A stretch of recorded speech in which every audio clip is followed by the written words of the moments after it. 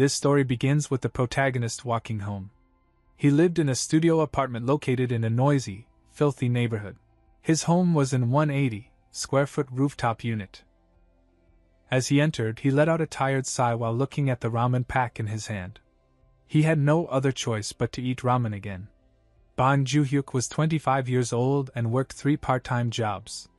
There was a simple reason he couldn't save money despite working so much: debt.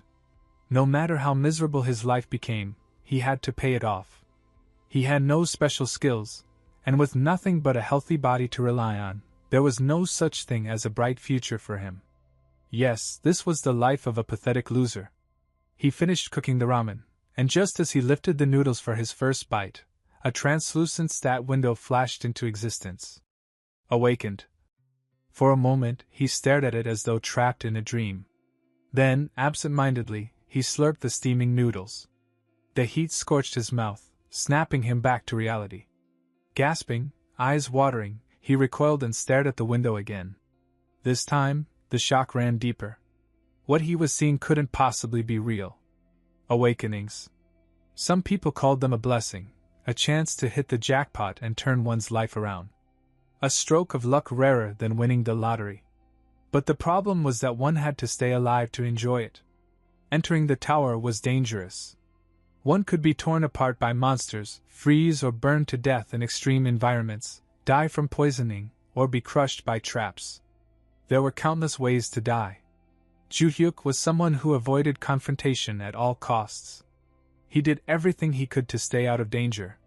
Yes, he was a loser and a coward. He had lived his entire life that way. And now, he was awakened.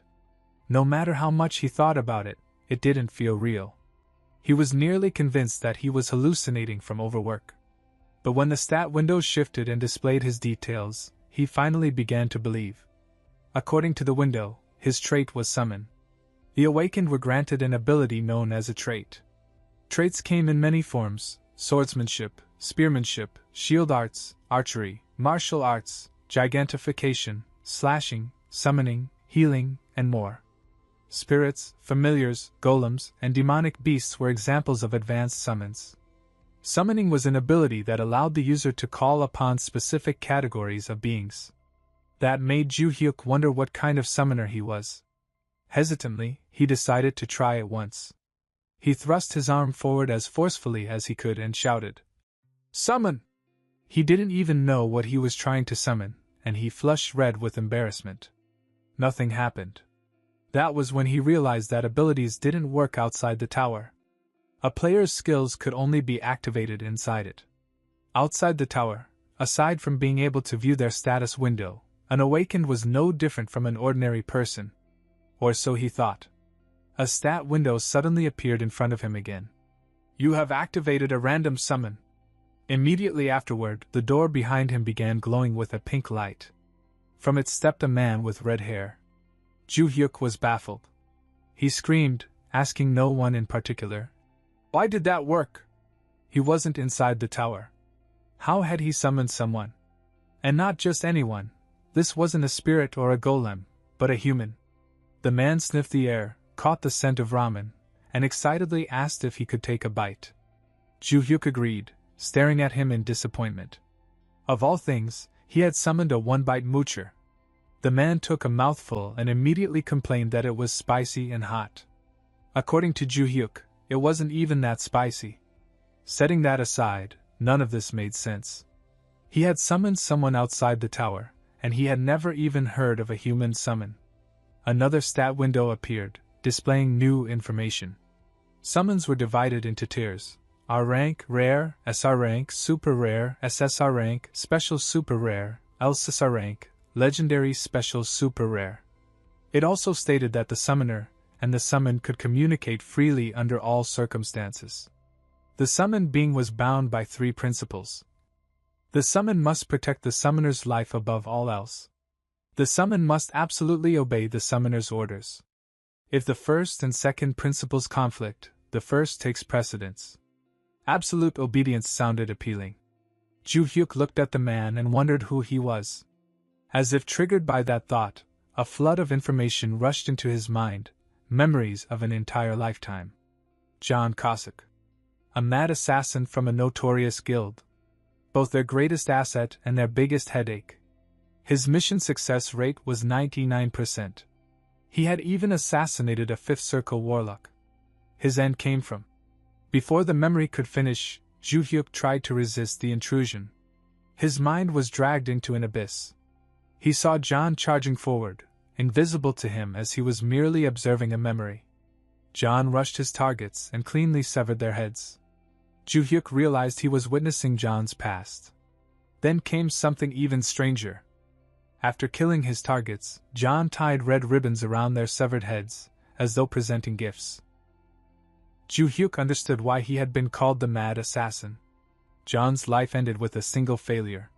His final target was the Empire's strongest sword master, and he was killed during the assassination attempt. That was the end of John's memories. As Ju-hyuk's mind drifted through them, his body stood frozen in the apartment.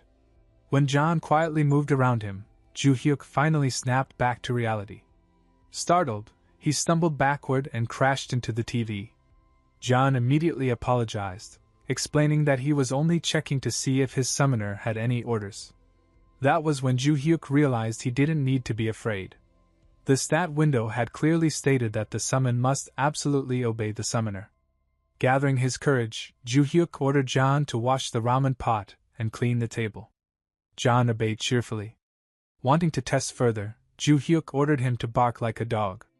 When John hesitated, Ju-hyuk panicked, thinking he had gone too far. John had once been powerful. Surely he had pride. Ju-hyuk feared he might snap and kill him on the spot. But all his worries were meaningless. John dropped to all fours and began barking around the room like an excited puppy. He truly was absolutely obedient. Suddenly, heavy thuds echoed from the front door. Ju-hyuk froze. Today was the day he was supposed to pay the interest. The loan sharks pounded on the door as if it would break. Ju-hyuk hurriedly told John to get up. He obeyed at once. Ju-hyuk had borrowed 10 million won. The banks had refused him, leaving him no choice but to turn to loan sharks. The money had been for his father's surgery after he slipped on ice and fractured his hip, and for his younger brother's college tuition. He had thought he could repay it quickly, but he hadn't even touched the principal. He had already paid over 5 million won in interest alone. It was a stupid decision, but he had no regrets. Even if he could go back, he would make the same choice. Ju-hyuk turned to give John orders, but John already had his sword in hand, silently waiting for permission to kill. Panicking, Ju-hyuk shoved him toward the bathroom and ordered him to hide. He told him not to make a sound or move a muscle. John asked if he was still allowed to breathe. When Ju-hyuk said yes, he sounded relieved. Once John was completely hidden, Ju-hyuk opened the door. The boss entered and grabbed Ju-hyuk by the back of his neck. "You look fine, Bang Ju-hyuk," he said. "The interest payment didn't come through, so I was worried you were sick." Ju-hyuk apologized and immediately sent the payment. The boss smiled. "If things get too hard, don't push yourself. You can always sell an organ. 1 kidney and all your problems disappear." Another man pointed out that Ju-hyuk had a younger brother. The boss nodded. "That's even better. The younger they are, the higher the price." At the mention of his brother, murderous intent flashed through Ju-hyuk's eyes. The boss tightened his grip. "What's with that look? You looking for a fight?" Ju-hyuk quickly lowered his head, suppressing his emotions. He forced an awkward smile. "No, of course not. I wouldn't dare." "Watch yourself," the boss warned. "Unless you want to disappear without a trace." After they left, John emerged from the bathroom. Ju-hyuk praised him for hiding quietly. Completely exhausted, Ju-hyuk collapsed. He had worked a double shift, awakened, summoned a human, and dealt with loan sharks, all in one day. Thinking about his debt, he wondered if he should really climb the tower. The money was tempting, but there was no way a coward like him could survive it. Lost in thought, he heard John ask what his next orders were. Ju-hyuk admitted he didn't know. He asked John what he wanted to do. If he wished, Ju-hyuk could simply unsummon him. John raised his hand. "In that case, can I watch TV?" Ju-hyuk had no idea how he knew about TV or ramen, but he gave permission. Exhausted, Ju-hyuk went straight to bed. John happily watched dramas on the TV. As Ju-hyuk drifted to sleep, he thought that having someone around, even a summon, felt strangely comforting. He fell asleep and woke the next morning to his alarm. John was gone. The summon duration was 6 hours. Ju-hyuk vaguely remembered seeing the stat window in his sleep. There was no time to worry about that. He had work. He turned on the news while brushing his teeth. He wasn't paying attention until a name caught his ear. Smile Cash. There are 3 victims in total, the reporter said. All were found decapitated. What's truly shocking is that the victims' heads were decorated with red ribbons. Ju-hyuk rushed into the living room, clutching his hair. He screamed at the TV. Comforting my ass! I didn't summon a companion. I summoned a psychopathic murderer. Ju-hyun couldn't take his eyes off the news. Even at work, his mind kept playing tricks on him. Everywhere he looked, he imagined the decapitated loan sharks. The fear gripped him so tightly that when a customer asked him to ring up her order, he nearly jumped out of his skin. That was when he realized he couldn't work today. He took the day off and headed home. Guilt weighed heavily on him. Those people had died because of him. Sitting alone in his room, he stared at the stat window. After a few minutes of thought, he tried to summon John again. Before the summoning could proceed, the stat window prompted him for a rating. Anger surged through him as he thought about John's actions. He almost gave him a 1-star rating. But he couldn't bring himself to be that heartless and settled on 3 stars instead.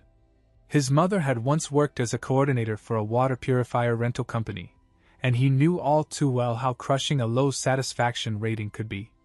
Even when he wasn't satisfied, he never gave 1 star. That was the wimp's guide to star ratings. Once he submitted the rating, John was summoned. He seemed genuinely happy to be there again and thanked Ju-hyun for the 3-star rating, promising to work even harder next time. The first thing Ju-hyun asked was whether John had killed the loan sharks. John smiled and answered casually, Yes. I took care of them last night. Until that moment, Ju-hyun hadn't been completely sure. But now that it was confirmed, reality came crashing down on him. He was the cause. The man standing in front of him was a murderer. A wave of nausea hit him, and his heart began to race. He forced himself to calm down, reminding himself that John wouldn't hurt his summoner. Ju-hyun asked how he had even managed to do it. There was no way he could have known the location of their office. John replied that he had placed a tracker on him when he first visited Ju-hyun's apartment. Ju-hyun wondered if that was some kind of skill. Swallowing hard, he asked again. Why go that far? Because they were a threat, John replied. It's best to eliminate threats in advance. Ju-hyun felt his heart sink. But I never ordered you to, he shouted in panic. John calmly explained. That's because of the 3rd clause of the 3 principles. Simply put, it's absolute obedience. However, if the summoner is in danger, the first principle takes priority. Trying to make sense of it, Ju-hyun asked. So, if I ordered you to kill me, would you disobey? That's correct, John replied. Ju-hyun frowned. But there wasn't any immediate danger. Wasn't this your own judgment call? That's true, John admitted. The 3rd clause can be interpreted in many ways. From my perspective, those men were a threat that would eventually endanger your life, summoner. It was a perfectly reasonable judgment. That's psychotic, Ju-hyun yelled before quickly apologizing. It's fine, John said. I hear that a lot. It wasn't that Ju-hyun didn't understand, but this was dangerous. Imagine walking down a crowded street with John Cossack. If he accidentally bumped into someone and that person shouted, "You wanna die? I'll gouge your eyes out." Most people wouldn't mean it. But depending on John's interpretation, a ribbon this, a ribbon that. Seeing Ju-hyun's expression, John suddenly knelt before him and apologized, saying it was his fault. Get up, Ju-hyun said immediately. Listen carefully. Murdering people doesn't help me. In fact, it could get me into serious trouble. John tried to argue that no one would ever know. You won't do it again, right? Ju-hyun asked firmly. John looked away. I can't promise that. Fear crept up Ju-hyun's spine. Promise me. Unless there's a knife at my throat, don't kill people based on suspicion alone. John saluted enthusiastically. I'll use my best judgment. Ju-hyun could tell he was being evasive, but he let it go and told John to leave.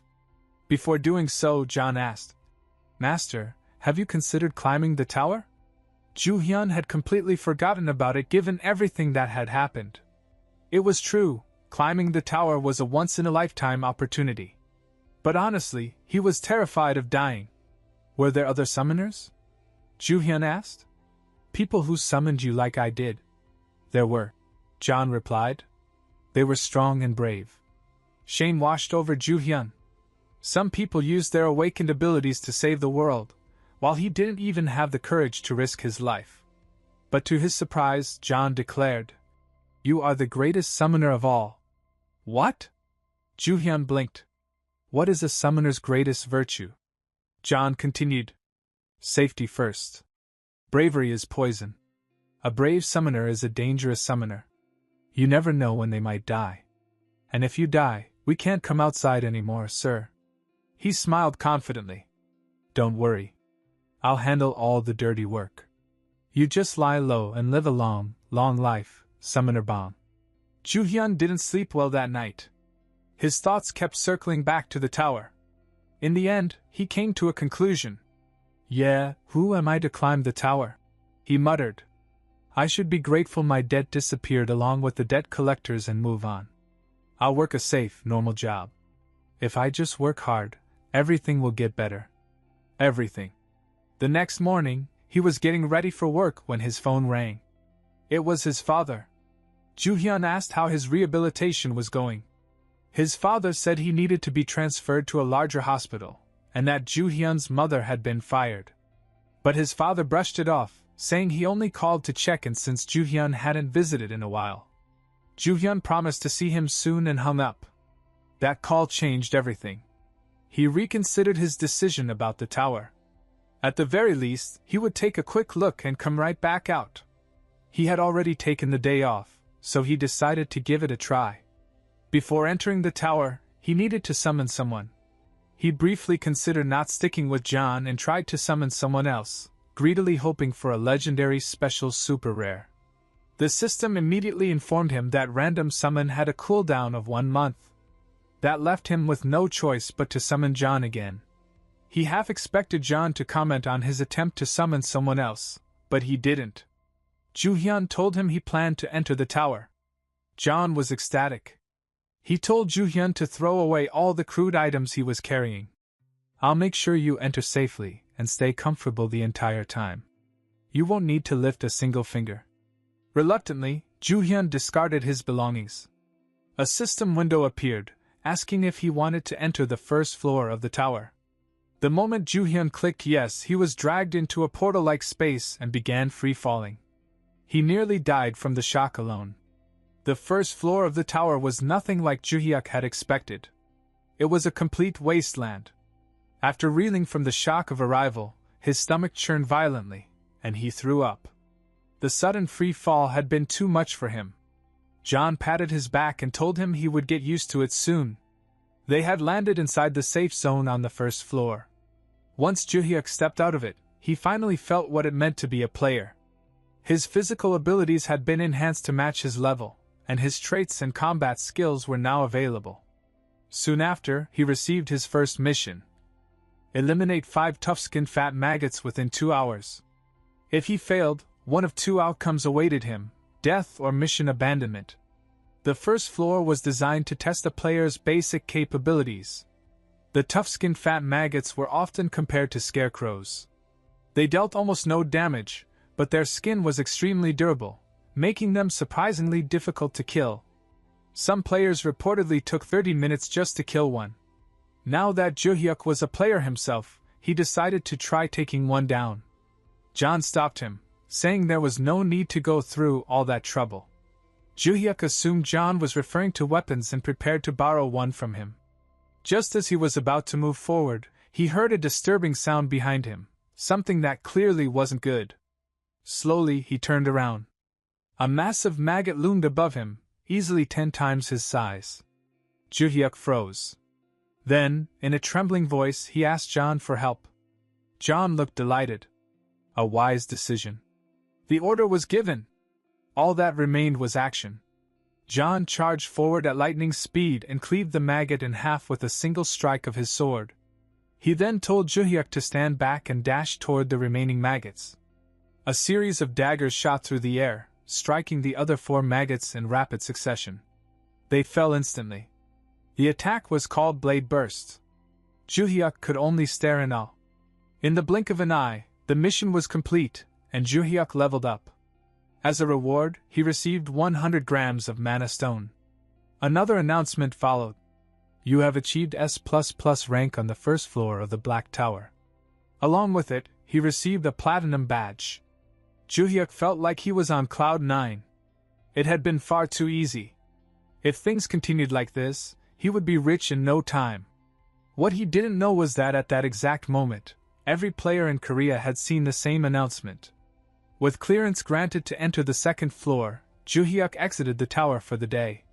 He reappeared in his living room, once again feeling a wave of nausea, though this time, it wasn't nearly as bad. The most shocking part was the time. Entering and exiting the tower had taken only 5 minutes. John congratulated him, saying he had done a great job. Juhyuk shook his head. I didn't do anything. That is precisely what you ought to do.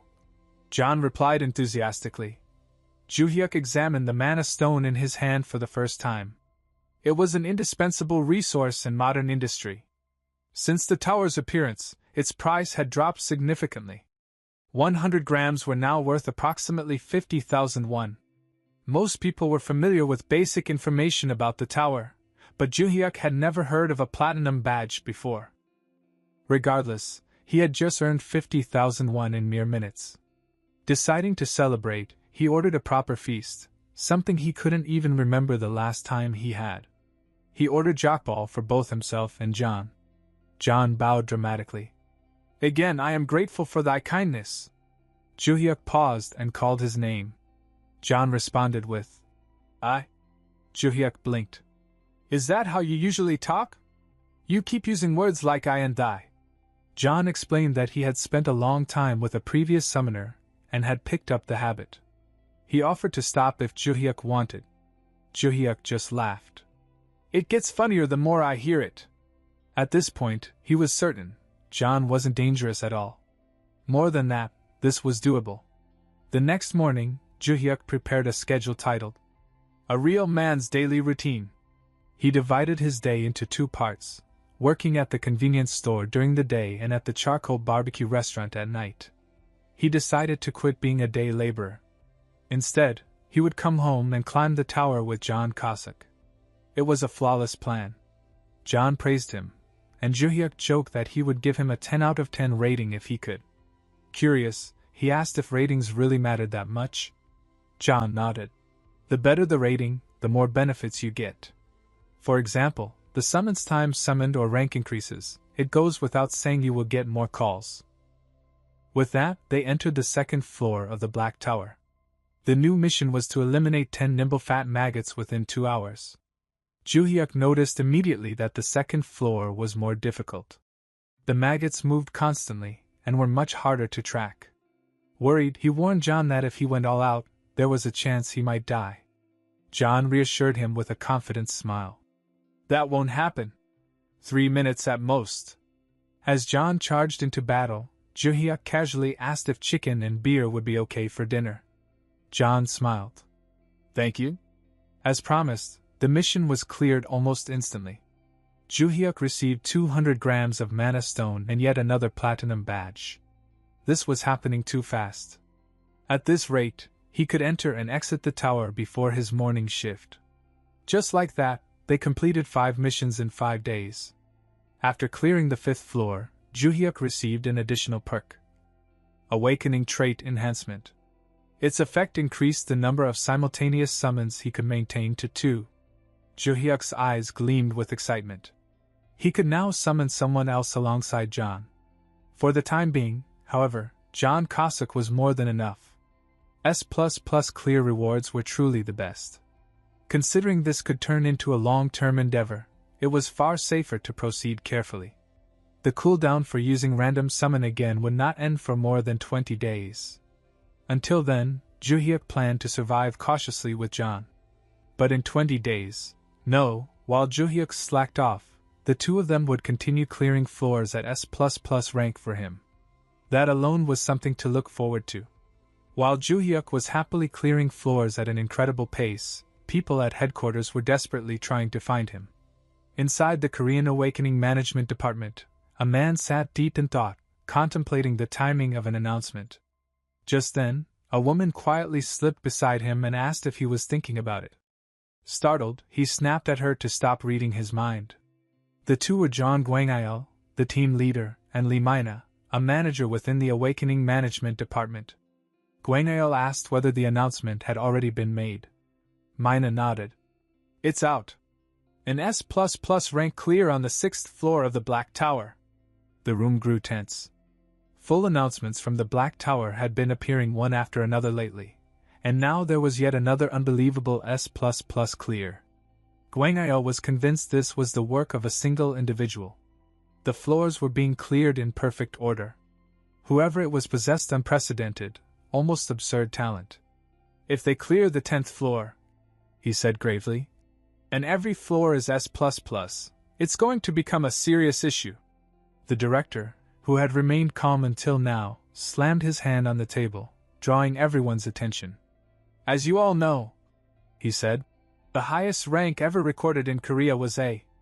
We only recently discovered that ranks beyond that even exist, and that full announcements are triggered by an S++ clear." He continued, his tone sharp. "Player migration has become common internationally. Kidnappings are already happening in secret.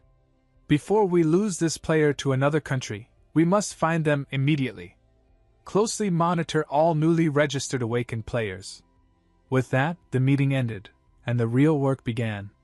2 days later, John was washing dishes at Juhyuk's apartment when he excitedly announced that it was time to enter the 8th floor. When the time came, they entered together.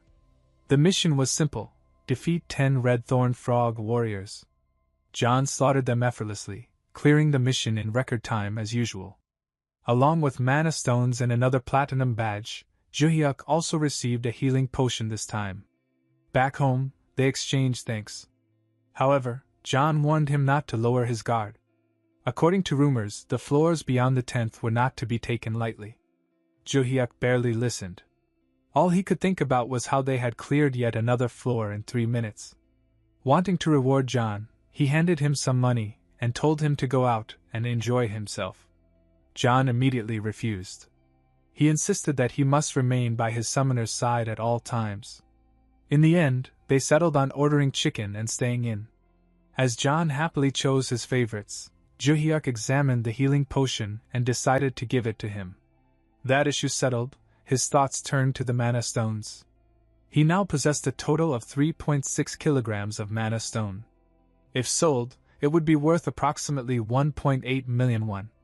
It was time to seriously consider cashing them out. The day finally came to challenge the 10th floor. Juhyuk returned from his part-time job feeling more tempted than ever to quit. What had started as a cautious test run of the tower had turned into diligent daily progress, 1 floor per day. Even yesterday's 9th floor raid, Jungle Cannibal Corpse Flower, had been a breeze. Well, easy for John at least. Juhyuk briefly reminded himself that John was still the same mad assassin who had murdered 3 people. Setting that aside, a system announcement appeared. Due to continuous accumulation of maximum scores, John Cossack's devotion time has increased by 1 hour. They were both pleased with how smoothly everything was going and headed for the 10th floor to do what they did best. The moment they arrived, Juhyuk felt it. The tower readjusted his physical abilities. Power surged through his body, and a mysterious energy pooled in his lower abdomen. He felt like an untamable wild horse. For the first time, he thought he might actually be able to help in battle. He asked John if he could fight as well. John rejected the idea immediately. "If you end up with even a single scratch," John said calmly, I will kill myself. Juhyuk kept insisting, until he saw the monster.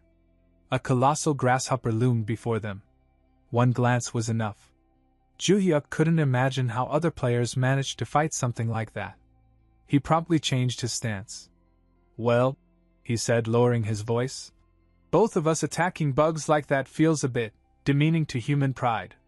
John tilted his head. Why would it hurt your pride? It just does. Juhyuk replied quietly. A lot.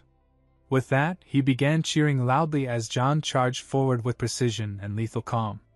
In a single strike, John sliced the monster limb from limb, defeating it within the usual time. The 10th floor was cleared. Juhyuk received 1 kilogram of mana stone as a reward, along with another platinum badge. On top of that, collecting 10 platinum badges granted him a bonus perk. Skill Copy allows the player to copy one skill from their summon. A list of John's skills appeared, prompting him to choose one. John immediately urged him to pick Shadow Step.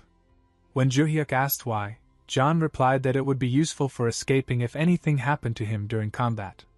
Juhyuk was initially offended by the word escape, but quickly reconsidered. Given his circumstances, having an emergency option was only sensible. John further explained that quick footwork was extremely, very, important in combat, and that proper movement was the foundation of a good fight. Juhyuk wondered if the skill would work in real life and tried practicing it on the rooftop. After numerous failed attempts and minor injuries, he gave up. If summoning works in real life, he complained, then this should too. John stared at him, clearly unsure what his summoner was talking about, but agreed anyway. On the 11th day, Juhyuk finally called the Awakening Management Department to register himself and cash out his mana stones. The moment he informed them that he had awakened, their enthusiastic response nearly startled him. I see. Congratulations. You must be quite confused. May we send government representatives to your home? Juhyuk gave them his address, and they promised to visit as soon as possible. After the call ended, he felt completely drained. Most people wouldn't understand, but it had taken an incredible amount of courage for him to make that call. It was, without question, the bravest decision he had made in his 25 years of life. Meanwhile, Gwangyal and Mina sat together in a car, discussing their search. Mina reported that the applicant from Daegu wasn't their target. She then mentioned another recent application and asked if Gwangyal would join her to investigate. He agreed immediately. If this is the right person, he said, we bring him into the elite team no matter what. Offer him every benefit the department can provide. Juhyuk scrubbed his apartment from top to bottom. It might be the first time anyone had ever visited his place. When Gwangyal and Mina finally arrived, Juhyuk's nerves spiked, especially when he realized one of them was a woman. Gwangyal encouraged him to relax, explaining that Mina herself was a player, and that he could ask her anything. Juhyuk was already trembling when Mina suddenly leaned in close to his face and whispered, It's you, isn't it? The S++. He was startled and had no idea what was going on. He wondered if there was some kind of awakening detection method he didn't know about. Deciding to stay calm, he chose to act natural and deny everything first. Awkwardly, far too awkwardly, he said it wasn't him, fumbling over his words as if he'd forgotten how to speak altogether. Gwangyal smacked Mina on the head and scolded her for pushing people like that, then apologized for her behavior. Just then, a mascot appeared on the screen. Its name was Tavi, and it began explaining the Black Tower. Jet black, ominous, and so massive that it dwarfed even the tallest skyscrapers on Earth. It was the Black Tower. 20 years ago, Black Towers appeared all over the world overnight. Countries mobilized their armies and scientists to uncover their secrets, but no one could get close. It was as if the towers were sealed behind invisible barriers, making physical access impossible. So what exactly was the tower? That question was answered with the appearance of players. The tower was structured like a game, allowing individuals to advance through its floors. Outside the tower, players were ordinary people, but inside, they could wield extraordinary powers. They upgraded their equipment with rewards earned from the tower and contributed significantly to the global economy. Tavi continued cheerfully. Here's a question for you. What happens if you don't climb the tower? After a few comments appeared, the mascot resumed. If the newly opened upper floors of the tower aren't climbed within 6 months, a countdown begins. Eventually, the tower collapses. That was how the city of Mumbai in India disappeared 3 years ago. Now, let's take a look at our country's situation. Each country was known to possess between 1 and 3 black towers. South Korea was considered lucky, with only one. It was located in the mountains of Gangwon province. There were an estimated 5,000 to 10,000 players nationwide. Only about 0.01% to 0.02% of the population. That's not a very large number, is it? Tavi said. Still, Korea's Black Tower is making steady progress. We are currently on the 65th floor, just behind the United States at 66. So rest assured, we have players. Heroes of our society. Just as humanity once explored the New World, humanity was now exploring and learning about the Black Tower. You have awakened. Pay attention. You are the hope of this era. How about registering as an official player right now? You can become a hero too. That was the mandatory viewing required before registration. Juhyuk frowned, wondering why there were so many unnecessary obligations, when Gwangael spoke up. I'd like to ask you a few questions as part of the verification process. He began with the first one. Bang Juhyuk, are you truly an awakened? Ah, yes, Juhyuk replied. I've entered the tower and done some raiding. He placed the mana stones he had collected in front of them. Gwangael asked the second question. Which floor did you reach? The 10th floor. Both officials exchanged glances. They asked whether he knew about the recent announcements. Juhyuk tried to act natural, but failed miserably as he replied that he'd heard about them. There's no need to be nervous, Gwangael said. That only made Juhyuk even more nervous. Eventually, Gwangael gave up and moved on to explaining the contract terms. Our government manages players by dividing them into 2 groups. The first is the elite team, and the second is the general team. General team players plan and execute dungeon raids independently. Think of them as freelancers. The elite team, however, works closely with the Awakening Management Department. They're expected to challenge higher-level floors, but in return they receive extensive support and benefits. One of those benefits was personal protection outside the tower, since players were still just ordinary people there. Elite team members also received a base annual salary. As Gwangael spoke, Juhyuk imagined what his life would become if the world learned he was responsible for S++ records. He pictured reporters swarming him endlessly. The thought alone made him uncomfortable. Juhyuk hated being the center of attention. Gwangael added that dungeon raids would need to be recorded using a body camera provided by the department. Juhyuk barely hesitated before responding. He said he wouldn't be applying for the elite team and that he was perfectly content joining the general team instead. Gwangael tried to persuade him, emphasizing the benefits, but Juhyuk shook his head.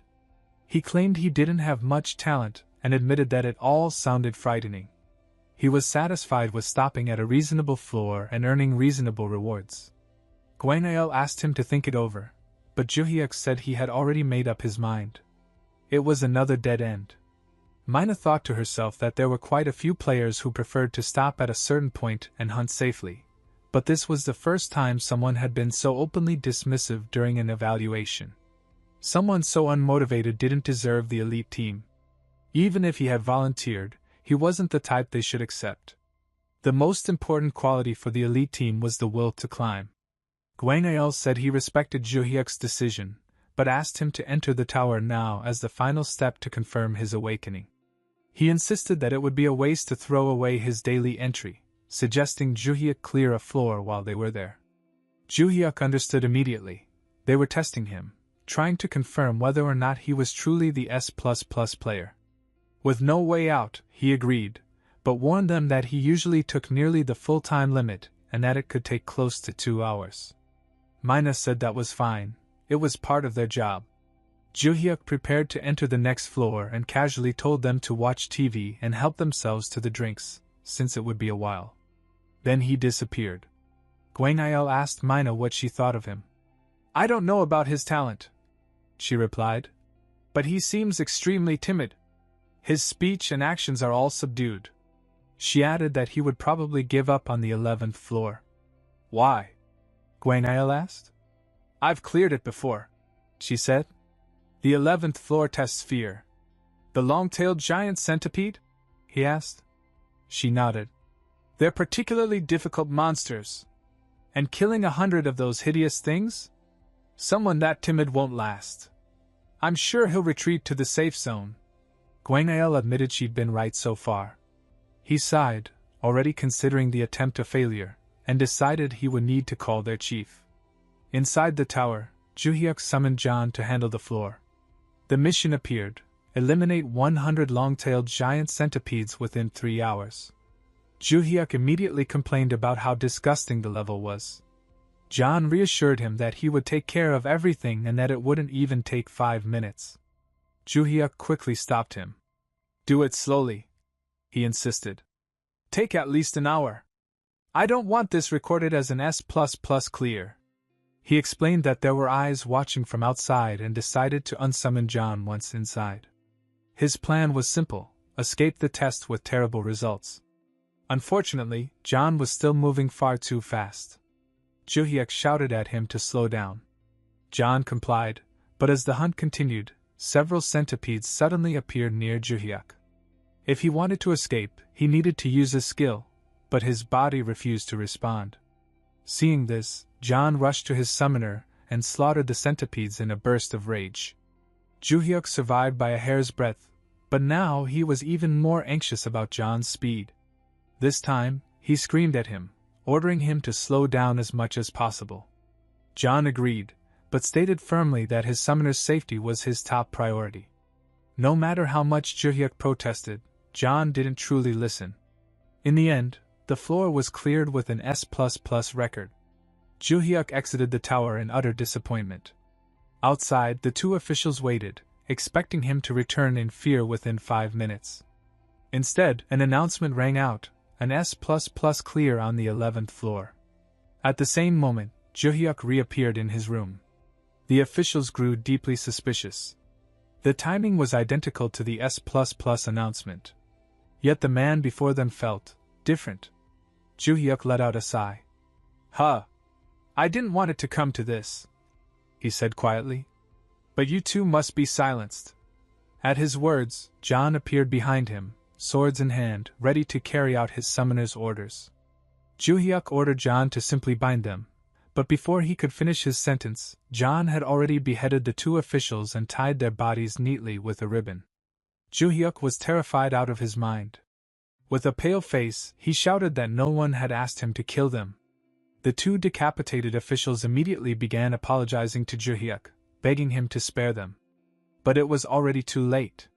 This was exactly what would have happened if he had mentioned any of this to John earlier. It was a good decision that he had unsummoned John inside the tower and returned alone. The two officials looked at him with concern, clearly reacting to his disturbed expression. Without realizing it, Juhyuk suddenly felt a wave of paranoia wash over him. He took a deep breath, composed himself, and sat down in front of them. Gwenael reiterated his offer. Our elite team desperately needs someone of your talent, Player Bong. Juhyuk still tried to brush it off, insisting it was a misunderstanding and that he must be overlapping with another player.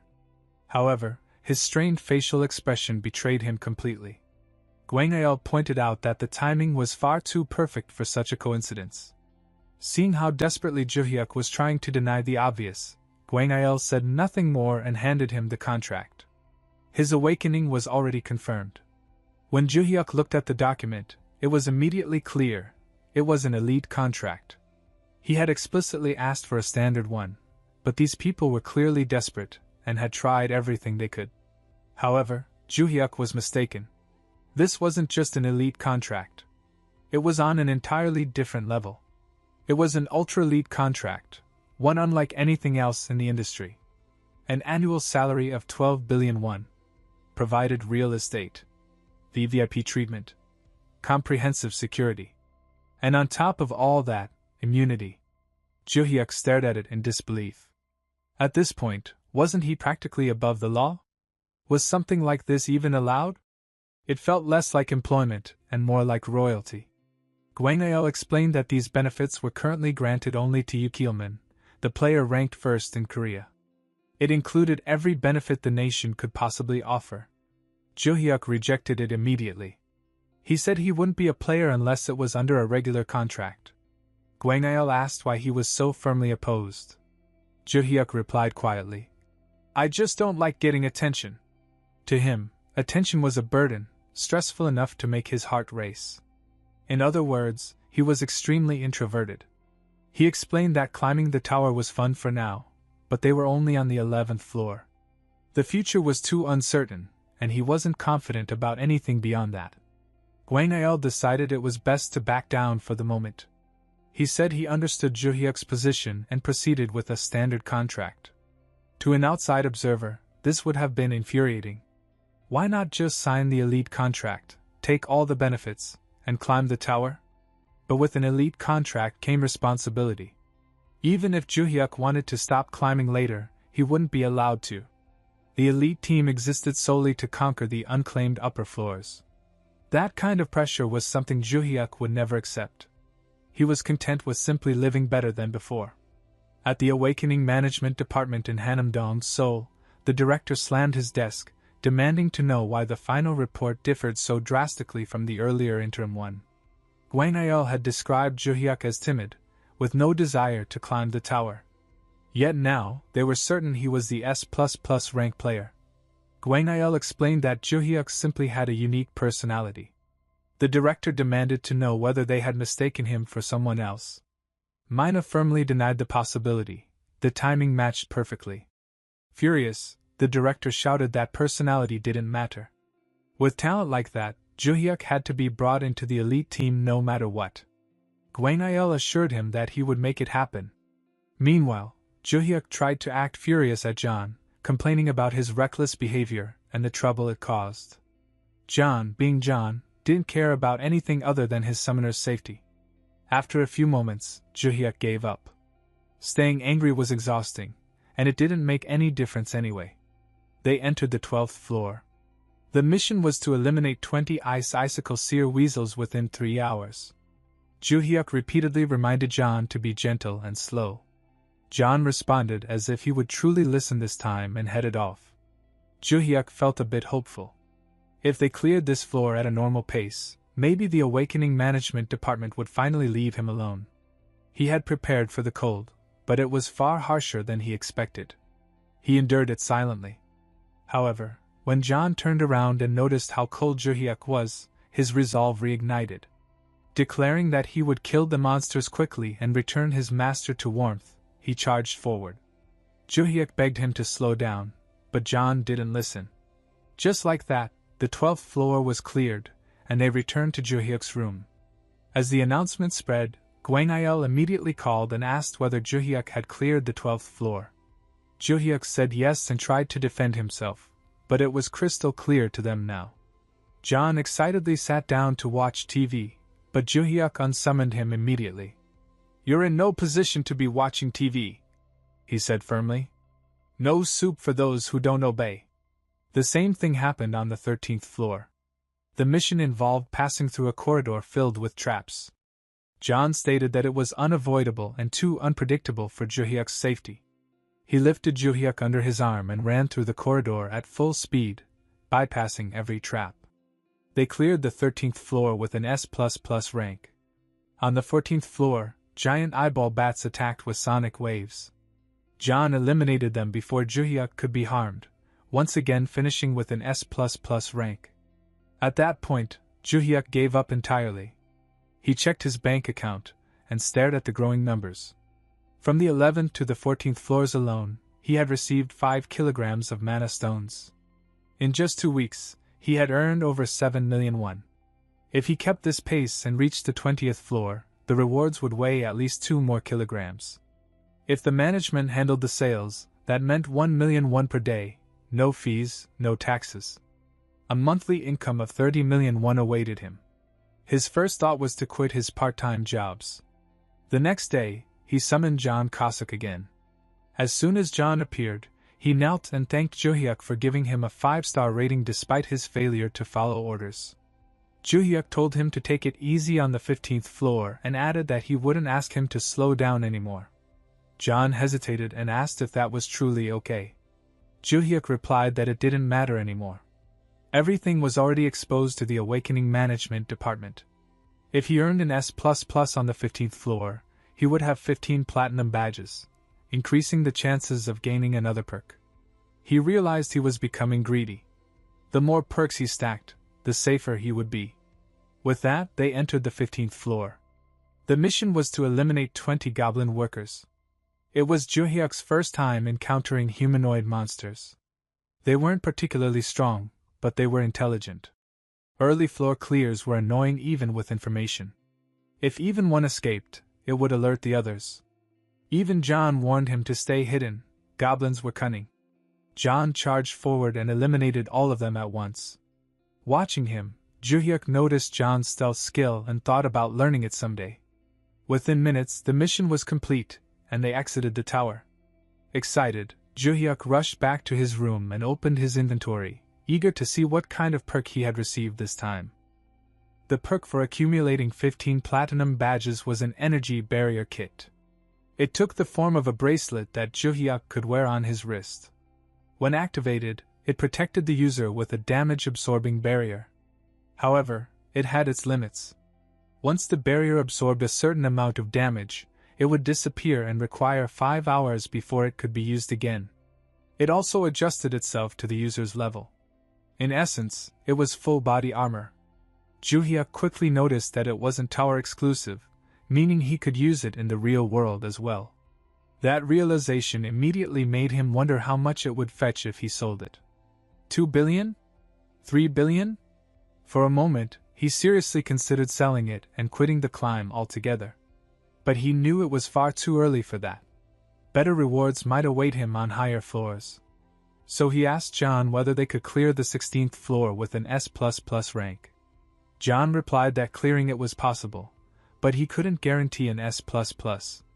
Juhyuk wondered what he would need to do to make that happen.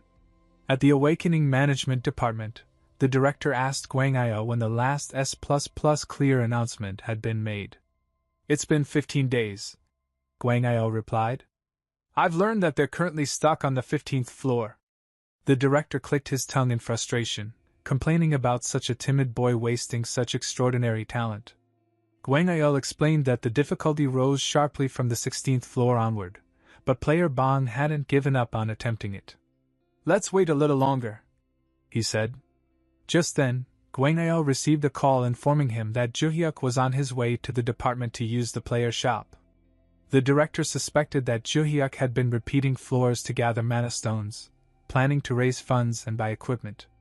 Gwang-io agreed, adding that the boy had been practically empty-handed when they visited his home for awakening confirmation. The director cursed himself for doubting such a player, and ordered everyone to treat Juhyuk well during his visit. He also instructed them to give him a massive discount. 15 days earlier, Juhyuk had once asked John to stab him. That request had driven John into a frenzy of rage. It went completely against his principles. But Juhyuk merely wanted to test the barrier he had received. John cried out, "Why are you doing this to me? If you don't like me, then beat me to death instead." Juhyuk tried to explain that he wasn't asking John to kill him, but John refused to listen, insisting he couldn't hear anything of the sort. In the end, Juhyuk grabbed the hand holding the knife and stabbed himself. The most foolish part was that he hadn't even activated the barrier. He immediately used a healing potion on the wound. Behind him, however, John was already raising his blade, ready to sever the hand that had hurt his master. Juhyuk stopped him just in time. John screamed at him until Juhyuk's ears rang, swearing that he was never to do something like that again. Juhyuk nodded, saying he understood, and ordered John to return to hunting. Since it took John about 10 minutes to finish that floor, Juhyuk used the time to practice Shadow Step. He activated the skill and moved a short distance, only to come face to face with a goblin. He wondered if it had been hiding from John. The goblin lunged at him. Juhyuk immediately activated his protective barrier, then kicked the goblin with all his strength, and sent it flying toward John.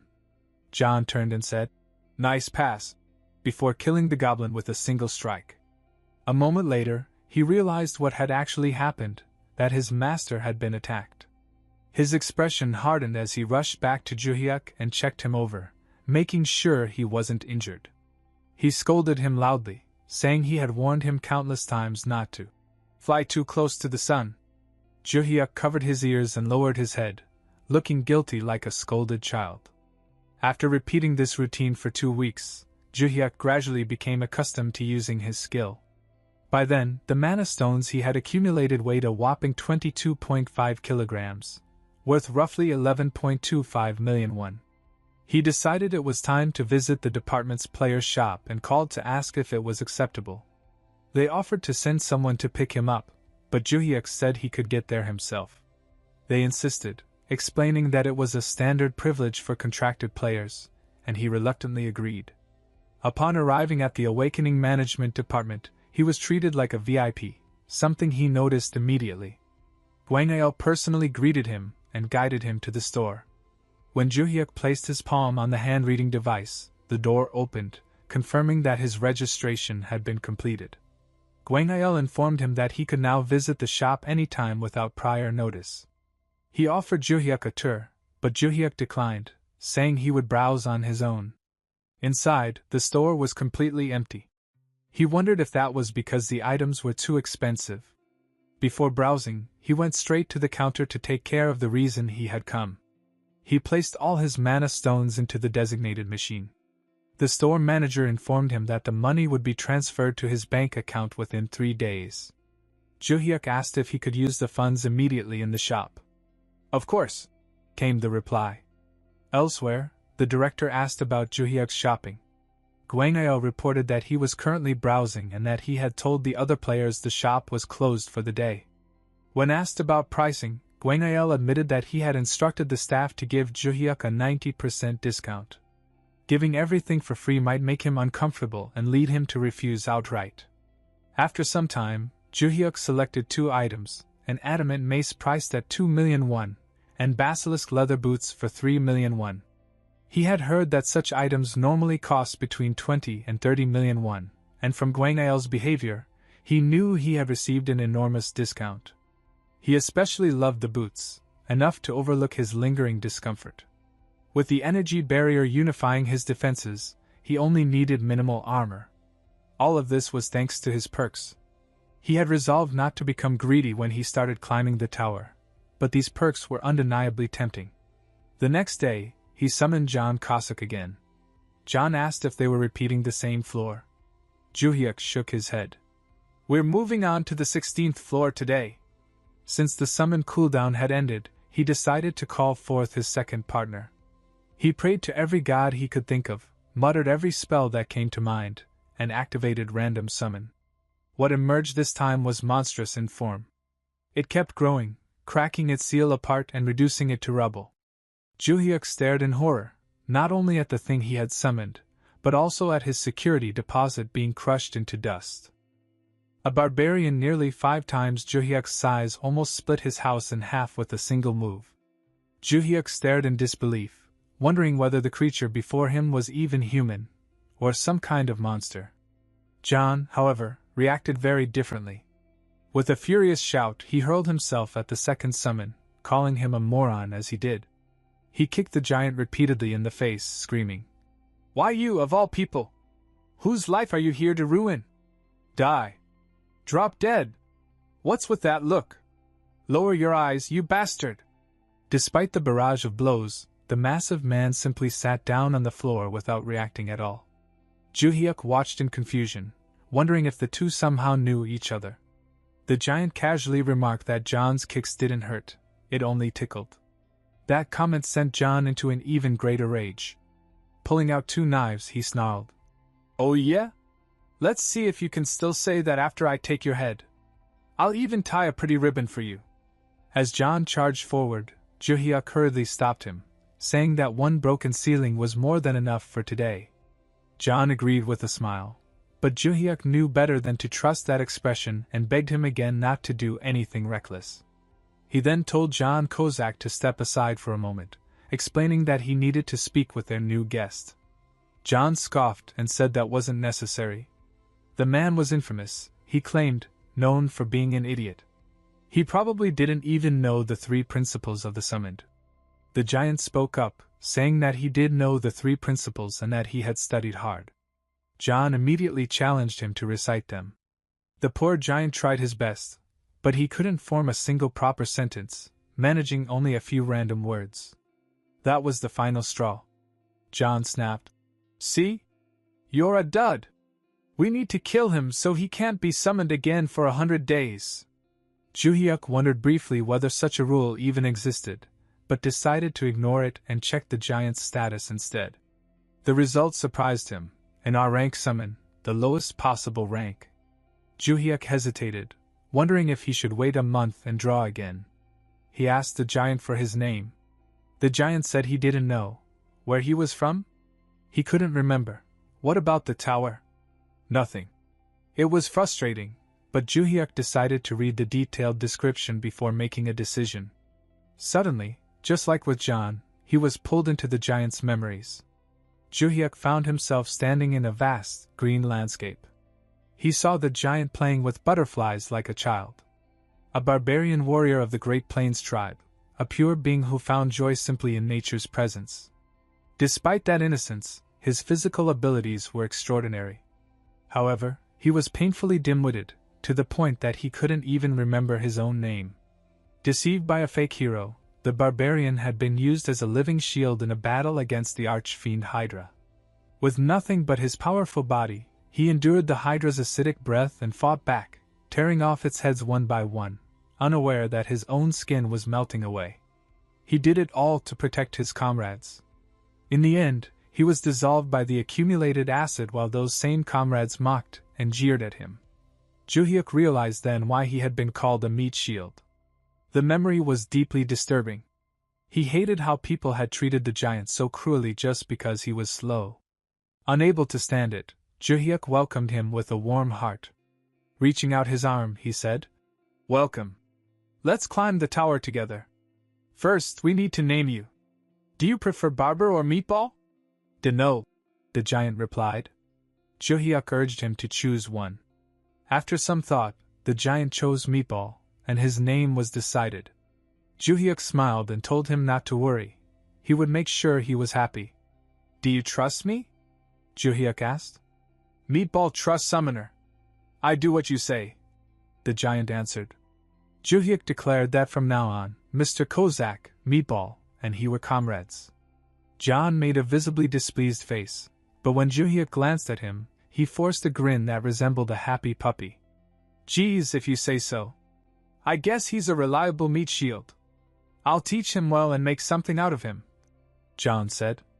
Satisfied with his team, Juhyuk led them to the 16th floor. John immediately kicked Meatball again for not responding quickly to Juhyuk's orders. "Yeep," Meatball replied. John kicked him again. "Stop copying me, you punk!" A timid summoner, a mad assassin, and a simple-minded meat shield. On paper, it sounded like a disaster, but Juhyuk was determined to make it work. The 16th floor's mission was to eliminate 30 goblin scouts within 5 hours.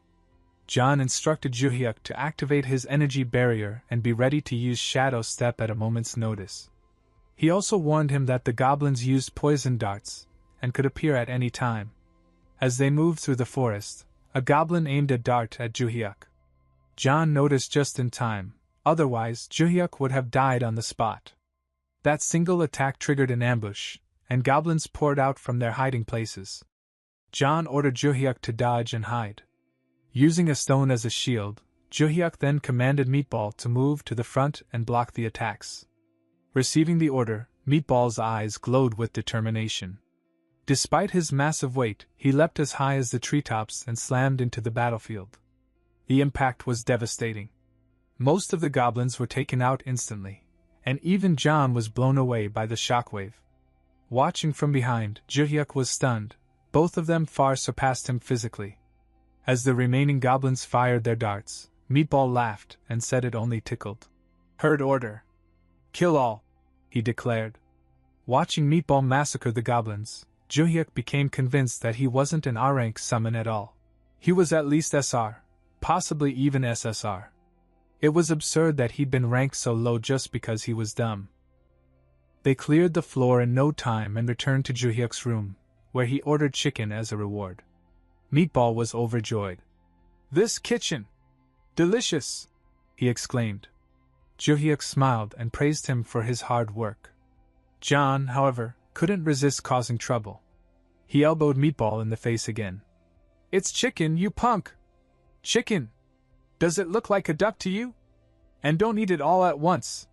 John then tried the food himself, only to burn his mouth from the spice. Meatball looked at him innocently and said, "Heartbreaking for assassin. You look like a fool." Juhyuk sighed. "Can't you two get along for once?" Then Meatball said something unexpected. "Summoner is good person." Juhyuk froze mid-bite. "Feed Meatball kitchen. Meatball give life." Juhyuk blushed and replied that compared to what Meatball did, chicken was nothing. In fact, he said he should be the one asking for help from now on. John looked visibly jealous and kicked Meatball again. This time, Juhyuk snapped. "Are you trying to scare me? Why are you bothering him when he's just enjoying his food? We were having a touching moment." John apologized awkwardly. "That Meatball punk just needs some education." He glared at Meatball, who continued eating peacefully, oblivious to everything around him. The next day, they entered the 17th floor of the Black Tower in Korea. Juhyuk's strength had increased significantly with each level. At level 17, power surged through him uncontrollably. His heart raced. Was the wild beast inside him awakening again? However, both John and Meatball told him to stay back, crushing his confidence once more. He agreed and remained in the safe zone. The mission this time was to eliminate 30 goblin warriors. Watching them in person was far more intimidating than any video. There were at least 90 of them. Despite being monsters, they displayed impressive strategy and coordination. The standard strategy was to retreat to the safe zone, wait for their formation to scatter, then lure and kill them in groups of 3. It was effective, but slow. Fortunately, they didn't need to bother with that. Juhyuk simply ordered Meatball to wipe them all out. With Meatball here, he was confident he could finally reach the 20th floor, maybe even higher. He waited eagerly for his next perk. Meatball charged into the goblins, and they couldn't withstand him for even a second. He was performing absurdly well. Strategy and tactics only mattered when the difference in strength was reasonable. This was more like thousands of rental bicycles trying to stop a K2 Black Panther tank. Meanwhile, poor John was left in the background without a single order to follow. On the 18th floor, the mission was to eliminate 30 goblin assassins. Juhyuk ordered Meatball to move out. However, these goblins were different. They used stealth skills. This wouldn't be as easy for Meatball as before. This was John's moment to shine again. Standing proudly in front of Juhyuk, he declared, "You've suffered long enough watching that ignorant bastard Meatball's brute force strategy. Allow me to purify your eyes with something truly classy." John was brimming with confidence, convinced that the goblin's stealth couldn't even keep up with his toes. Activating Shadow Step, he began eliminating the goblin assassins one by one, as effortlessly as swatting germs. Juhyuk pretended to be impressed, though in truth it was all part of his plan to inflate John's ego. He knew John had grown anxious lately. His role had diminished ever since Meatball joined. Encouraging competition between them was working exactly as intended. As John slaughtered the goblins, he occasionally waved his hand at Meatball, who earnestly tried to help but had no idea how. It was a clever setup on Juhyuk's part, pitting the two against each other while reaping the benefits. While the two were busy competing and cooperating at the same time, Juhyuk unleashed the wild horse within himself. He also made use of the items he had purchased earlier. He had reviewed all the strategy information before entering the 18th floor. The goblin assassin's stealth skills were low level. If he concentrated, he could detect their movements. There was nothing to fear. He had practiced Shadow Step countless times while grinding the 15th floor. Spotting a lone goblin, Juhyuk attempted to take it down using everything he had learned. He approached silently with Shadow Step, but at the moment of attack, he lost his balance. Still, luck was on his side. His mace plunged straight into one of the goblin's eyes. Satisfied that he had succeeded as planned, Jaehyuk relaxed for a split second. That was when another goblin struck from behind. John, meanwhile, was slashing through enemies at lightning speed, taking down one goblin every second. When only 3 of the required 30 remained, Meatball began punching blindly and unknowingly crushed all 3. Seeing this, John burst into curses. "Get lost already! You're in the way!" Only after the mission counter was complete did he realize Jaehyuk was missing. When the goblin attacked from behind, Jaehyuk had activated his energy barrier and used Shadow Step to escape. Without the barrier, it would have been extremely dangerous. But the enemies didn't give up. Another goblin appeared, and the 2 attacked him simultaneously. Perhaps it was the adrenaline, but the goblin's blades appeared to move in slow motion. Jaehyuk leapt into the air to evade their strikes. The entire world seemed to slow down around him. Seizing the moment, he charged forward and killed both goblins with a single strike. With that, the floor was cleared. When John finally found him, Jaehyuk casually said that he had taken the final blow. John immediately collapsed to his knees and cried. The announcement soon reached the officials. The director was so proud that he wanted to announce that the record holder was right there. Gwenael stopped him, saying he shouldn't joke about something like that. Mina agreed, pointing out how dangerous it would be. The director insisted he was only expressing pride. Gwenael said firmly, "Bang Jaehyuk is now a super special player. We need to protect him even more carefully than the elite teams." The news spread across every channel. A new wind is blowing through the Black Tower of Korea. After a 20-day hiatus, an astonishing 18 consecutive S++ rank clears have been achieved. This unprecedented record is rewriting the history of tower climbing. The mysterious player is estimated to be level 19. Not only players, but the entire nation is eager to uncover the identity of this S++ climber. Reading the article, John sighed deeply. Jaehyuk asked if he had something to say. "It's too fast," John replied. "Too fast?" Jaehyuk asked. "The speed at which you're realizing your talent." Jaehyuk tried to brush it off, insisting it was a joke and that he had no talent. But John was deadly serious. That shadow step at the end, he thought. It was flawless. Even I would struggle to replicate it. That's what makes it dangerous. Aloud, he said, "No, Summoner. It's the truth. You'll start enjoying combat. You'll gain confidence. And as that confidence grows, the danger increases with it. The braver you get, the more dangerous it becomes. We made a promise from the beginning, didn't we? Safety first. Self-preservation." Jaehyuk was taken aback by John's intensity, but he agreed, promising not to do anything reckless. Still, an uneasy feeling lingered in his chest. John placed both hands on Jaehyuk's shoulders and cried dramatically. "Our summoner is definitely going to cause a huge accident someday." Meatball, who had been sitting behind them, began mocking John's crying. Assassin bawling his eyes out. "What a moron," the giant said. That comment earned him an immediate kick to the face, along with the threat that John would boil him alive in a pot. Their bickering escalated until the contents of Jaehyuk's refrigerator were scattered all over the room. "Stop destroying my house!" Jaehyuk cried. His precious kimchi, made by his mother, was smeared across the floor. Staring at the mess, Jaehyuk finally made a decision. He needed to clear his head. He would visit his parents. The next morning, Jaehyuk arrived at his parents' home. His father complained that Jaehyuk should visit more often since they didn't live that far apart. His mother immediately scolded his father, who was lying on the bed surrounded by medicine, telling him to stop nagging their son. Jaehyuk approached them and asked about his father's hip joint. His father tried to get up despite the pain, having done nothing but lie down for days. Jaehyuk helped him sit at the dining table and asked where his younger brother was. His mother replied that he had gone out to buy tofu and would return soon. She then prepared a delicious meal, and the 3 of them ate together. Suddenly, a thought crossed Jaehyuk's mind. He wanted to tell them that he had awakened. "Ha! It would be nice if I awakened at a time like this," he said casually. That only earned him laughter and mockery. No one believed him. His father scoffed, saying that Juhyuk was the kind of son who once asked his own mother to catch a cockroach for him. His mother shot her husband a sharp look and said that wasn't something to be proud of. Turning back to Juhyuk, she asked if he wasn't going to work that day. He replied that it was his day off. She immediately smacked him, saying it showed all over his face when he lied. Juhyuk tried to act clueless, pretending not to understand what lying was.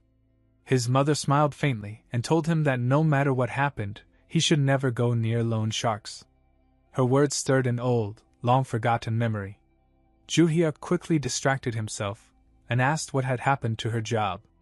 "It was because of a rude customer," she said. "I went to fix their water purifier, and they asked me to clean their recycling and food waste too. Should I just stand there and take it? Customer ratings be damned. I gave them a piece of my mind, and got fired for it." His mother was aggressive and fearless, someone who couldn't tolerate injustice. His father's greatest achievement in life was asking her out on a date. And the man who fell head over heels for her embodied the definition of a true beta male. Juhyuk sighed inwardly.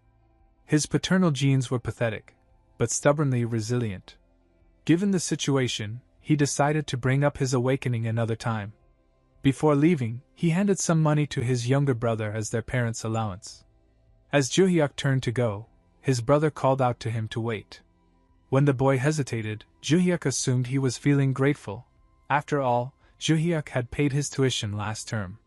Smiling, Juhyuk placed a hand on his brother's shoulder. "I get how you feel," he said. That was when his brother's true intentions surfaced. "Then I can speak comfortably," he said. "Mom's allowance and Dad's allowance are fine, but doesn't something feel missing? Feels like you forgot my share, brother." Though irritated, Juhyuk smiled and handed him some money anyway, warning him not to waste it on useless things. Instead of returning home, Juhyuk found himself standing outside the Awakening Management Department in Hanam-dong, Seoul. He hadn't planned to come, it was on a whim. But after seeing his family, the desire to take his awakening seriously had grown stronger. He remembered Gwang-il telling him to call ahead before visiting the player shop, but he ignored that advice and walked straight in. He wanted to buy a shield. Although he already had the energy barrier, the monsters on the higher floors would only grow stronger. Extra protection was necessary. When the salesperson told him the shield he was eyeing cost 100 million won, Juhyuk froze. He immediately said he couldn't afford something that expensive. Internally, he cursed the fact that the employee was a woman. It made it harder for him to speak comfortably. He also noticed how crowded the shop was today. Seeing his hesitation, the saleswoman showed him a smaller shield within his budget and handed it to him to try. Juhyuk put it on and felt satisfied with how it fit his hand. It even looked like a matching set with his mace. When he asked for the price, she said it was 40 million won. It was still expensive, but he bought it anyway. Dealing with shop staff was far more exhausting than fighting goblins. As he exited the shop and wondered how to get home, someone spoke from behind him. "You haven't been awakened for long, right?" Seeing Juhyuk's confused expression, the man extended his hand and introduced himself as a fellow player. His name was Choi Hoseok. He explained that he came to the shop every day and wanted to get acquainted since it was his first time seeing Juhyuk. Hoseok asked what floor Juhyuk was on. Hesitantly, Juhyuk replied that he was in the 10s. Hoseok looked impressed and told him to reach out if he ever needed help. Juhyuk said he wasn't facing any difficulties for now. Hoseok smiled and told him the offer would stand in the future as well, since he was always there. Watching him, Juhyuk felt a bit envious of Hoseok's natural social skills. At this rate, the guy definitely had a girlfriend. Back home, Juhyuk checked his stats. He now felt confident enough to challenge the 19th floor. Before that, he summoned John to make an agreement.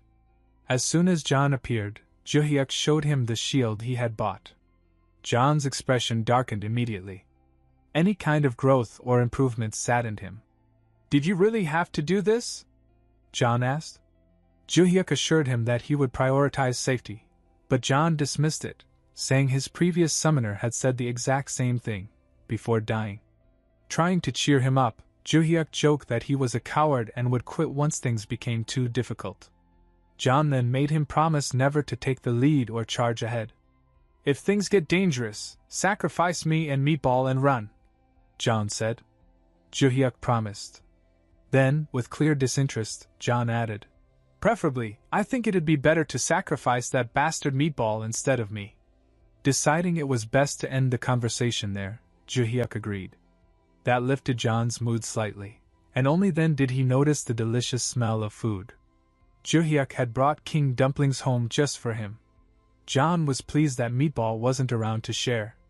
Taking a bite, John suddenly asked, "Summoner Bong, do you hold a grudge against anyone?" With his mouth full, Juhyuk replied that he didn't. John's expression turned serious. "There's someone outside your door. They reek of killing intent." Juhyuk immediately told him to hide and activated his energy barrier. Without knocking, the intruder kicked the door open and stood in the doorway, a gun in his hand.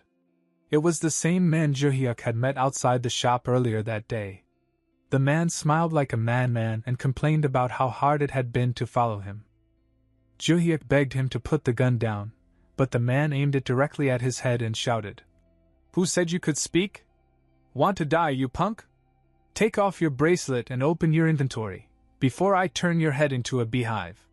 Yet Juhyuk wasn't worried about himself. He was worried about the man pointing a gun at his head.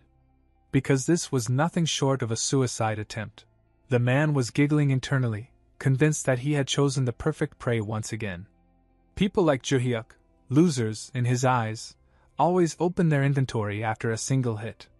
That was how it usually went. But he had no idea how wrong he was. To Juhyuk's surprise, John didn't kill the man who threatened him.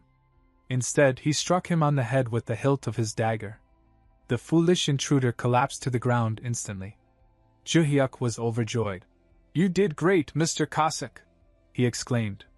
John pretended not to understand why his summoner was reacting like that. "You knocked him out without killing him," Juhyuk continued.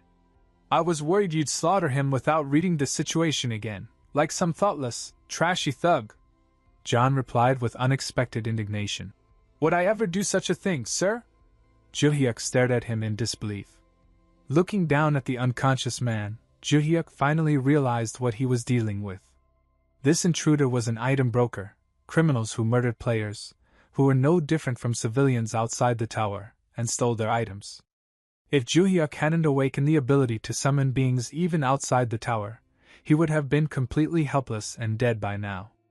Once again, he realized just how absurdly broken his ability was. Behind him, John was already sneaking closer to the intruder, preparing a ribbon and muttering about disposing of the body outside. Juhyuk quickly stopped him, saying there was no need for that and that he could simply report the man to the police. John insisted on handling it himself, but when Juhyuk refused to budge, he reluctantly backed down. The director of the Awakening Management Department was shocked when he heard that Juhyuk had visited the shop again without notifying them. "What did he buy this time?" he demanded. Gwangyo replied that Juhyuk had purchased a small buckler. The director was deeply troubled.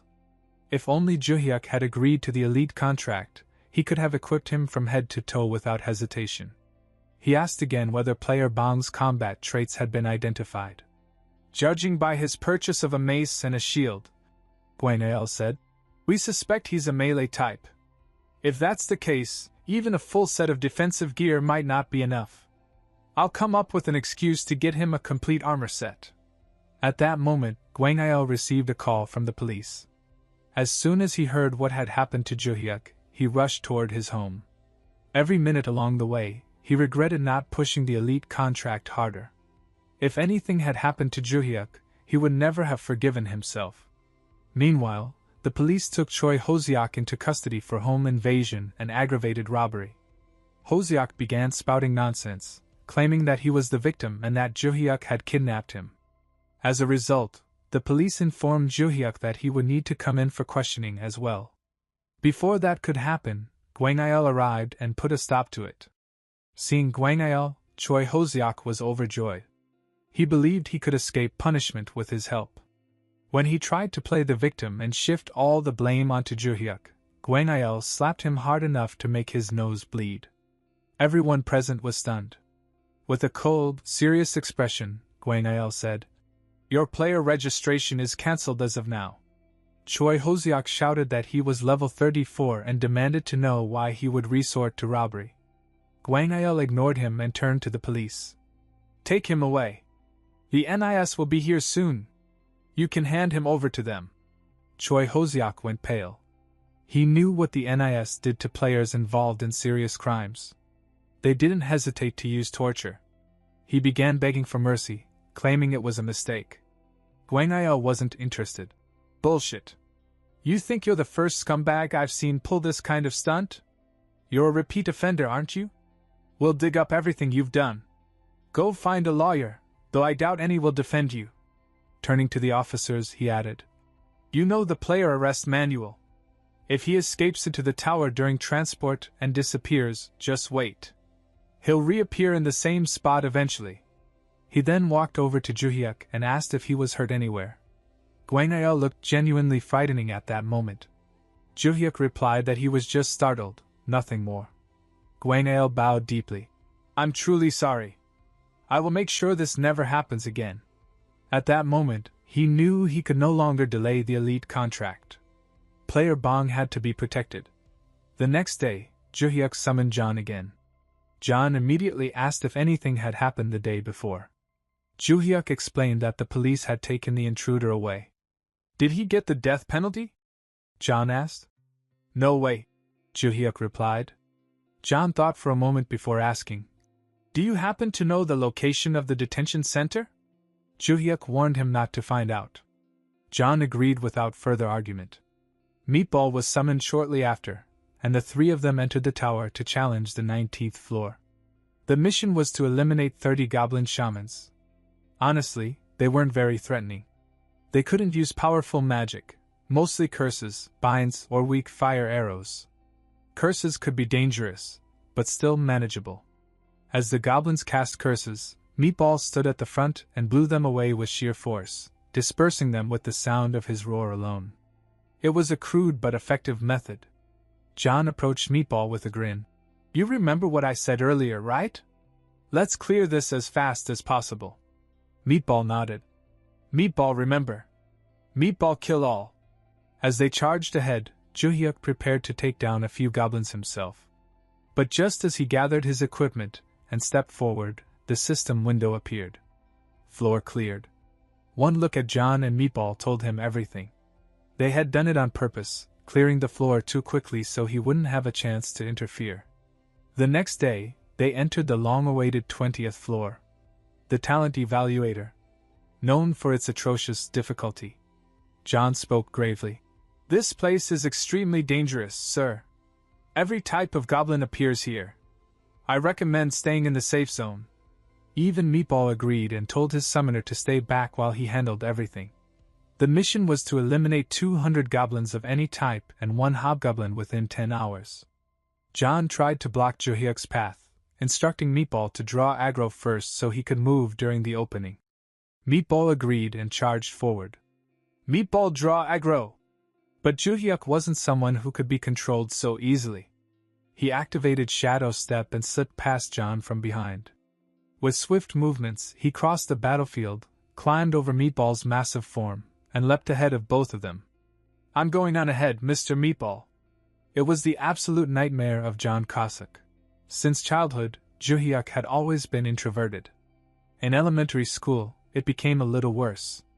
Poverty was the main culprit. By middle school, he was a full-fledged loner, and even in high school, he ate lunch alone every single day. A textbook social outcast. He was terrified of the very idea of trying to change himself. And now, someone like that was fighting tower monsters? Juhyuk, who couldn't even make eye contact with delinquents, was charging into battle? It was something he had never imagined in his life. But monsters weren't people. There were no awkward conversations, no social pressure, and no fear of being judged. They were no different from Game Quest mobs. You hit them, they die, and you get loot. Simple. Beautiful. With that realization, Juhyuk leapt forward, shooting past both John and Meatball. John completely lost his mind. What the hell is this weak ass doing? Juhyuk hopped from one goblin to another, killing each with a single clean blow, as if he were stepping on particularly ugly stepping stones. John stared in disbelief, his tongue tying itself into a knot. He hadn't expected Juhyuk to master shadow walking with such precision in such a short time. Unfortunately, Juhyuk's luck ran out right on schedule. Poisonous needles came flying at him. Thankfully, his energy barrier activated just in time, saving him from turning into a goblin-made pincushion. And that was when Juhyuk immediately, thoroughly, and completely realized his place in the food chain. He turned around and ran, crying for help. John shouted over the chaos. Keep running! Head toward the cliff first! Juhyuk wanted to. He truly did. But his stamina strongly disagreed. After running for a short while, he reached a dead end and collapsed, tears streaming down his face. What do I do? What am I supposed to do? He was certain he was about to die. But before the stupid goblins could reach him, Meatball stepped in front of them and expanded like an overinflated balloon. In seconds he grew massive, almost like King Kong, if King Kong were rounder and angrier. Now, as long as John dealt with those sketchy goblin shamans, this floor would be finished. Once John wrapped things up and estimated that around 100 goblins had already been taken care of, he sensed something else approaching. Meanwhile, Juhyuk was nearly crushed under Meatball's enormous backside. His face was seconds away from a very undignified death when a strange noise distracted him from the soul-crushing ass hovering above his nose. That was when he saw it. A long-legged goblin. Tall. Proud. Clearly mocking its shorter brethren simply by existing. The final evolutionary stage of goblins. A hobgoblin. John was already moving toward it, but Meatball charged in first, targeting it like a heat-seeking missile. As Meatball clashed with the hobgoblin, John flew in with a grin. You're earning your keep today. Hold it tight. And just like that, the two of them ended it together. As the reward for clearing the floor, Juhyuk received a tower-exclusive healing potion. Slowly, very slowly, it finally dawned on him that it was much better to leave things to these two and not meddle unnecessarily. Juhyuk bowed deeply and thanked them. In response, both John and Meatball collapsed onto the ground, lying flat as if they had just reenacted Yuji Nishida's latest dramatic apology performance. With that, they exited the tower. Outside, the news exploded with reports of Juhyuk's S++ record on the 20th floor. Meanwhile, Manhwa asked the director. The consecutive 20th floor record is impressive, but it could be troublesome if he draws too much attention. Should we try to control the press, sir? The director shook his head. No. If we interfere too much, information might leak that we know the S++ record holder. What did you find regarding player Bang's family? Gwango placed a file in front of him. I investigated discreetly. Player Bang's father, Mr. Bang Sukyeol, underwent hip surgery a few months ago after slipping on ice. He's currently in rehabilitation. Can we support him? The director asked. Yes. I plan to introduce him to the best rehabilitation center in the country. The director nodded approvingly. Gwango continued.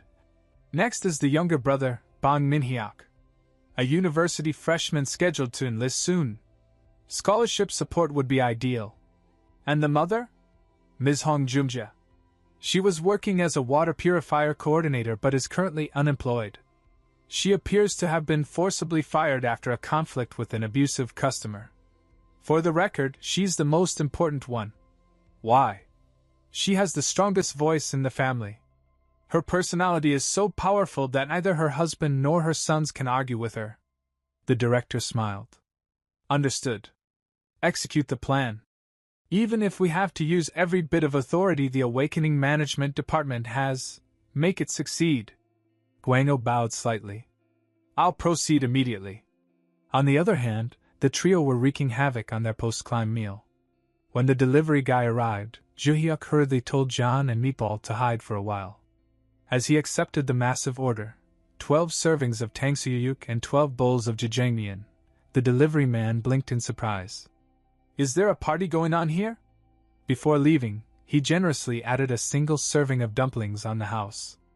Juhyuk stared at it. One serving. For that order. How stingy. He checked the bags again. No coupons. Not even one. Well, even if there were coupons, he was far too shy to use them anyway. Sighing internally, he called his mealmates back out. As John and Meatball immediately began fighting over food like wild animals, Juhyuk quietly opened his inventory. He had been waiting a long time for the reward for collecting 20 platinum badges. Now, the moment had finally arrived. He received one random box. And just like that, his heart began racing again. Random box features: 3 items that can be found in the tower will appear at random. There were multiple types of boxes as well. Juhyuk stared at the description, completely overwhelmed. There were so many types, and he wasn't even aware of most of them. He decided to at least try to understand a few. When he read level up rune, he assumed it meant his floor would remain the same, while only his level increased.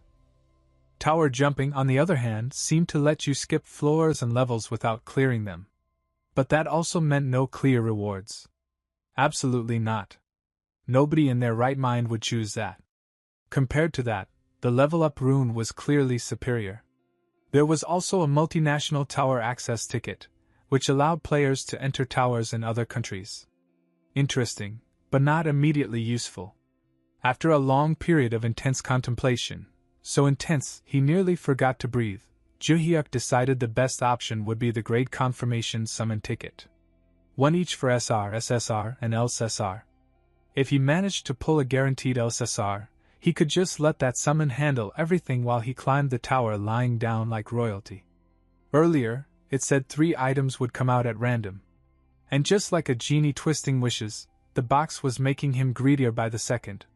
There might be a chance, he thought, a chance to get something amazing and finally live a righteous, virtuous life. With trembling hands and unreasonable expectations, he opened the box.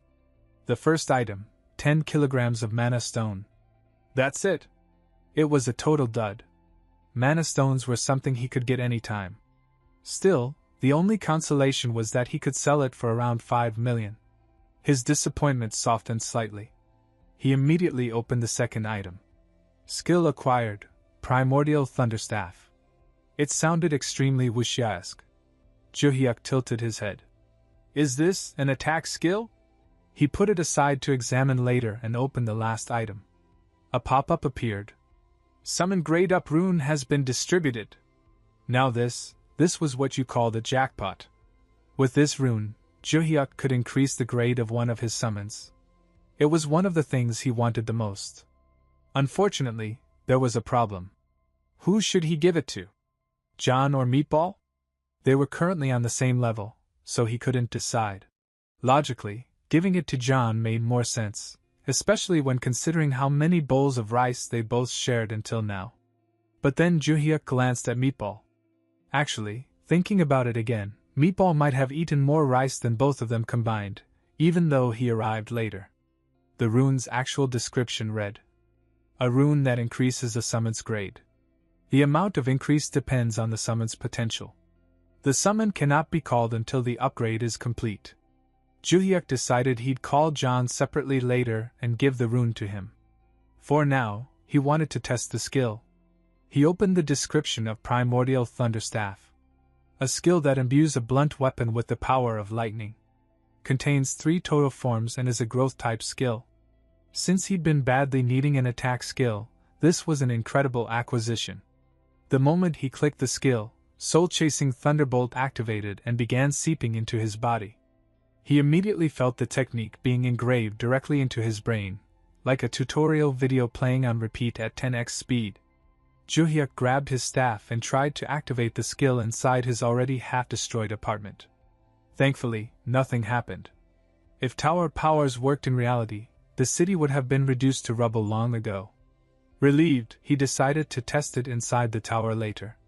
John frowned. Why are you suddenly swinging your mace? Juhyuk smiled brightly. I got an skill as a perk. John blinked. Don't tell me, an attack skill? Yes. Juhyuk said proudly, it's even a growth-type skill. Which left John in shambles. By the time their conversation ended, Meatball had finished every remaining bowl of food. There was nothing left for John. And thus, the war began. "You son of a! That was the last bowl! Spit it out, you bastard!" John yelled, punching Meatball. "A warrior does not spit," Meatball replied solemnly. Juhyuk had had enough for one day. Without hesitation, he unsummoned both of them. The next day, Juhyuk sat in his living room, sighing deeply. He looked troubled. It wasn't that he didn't understand why Cossack was worried. Juhyuk's summoning trait allowed his summons to handle most of the combat.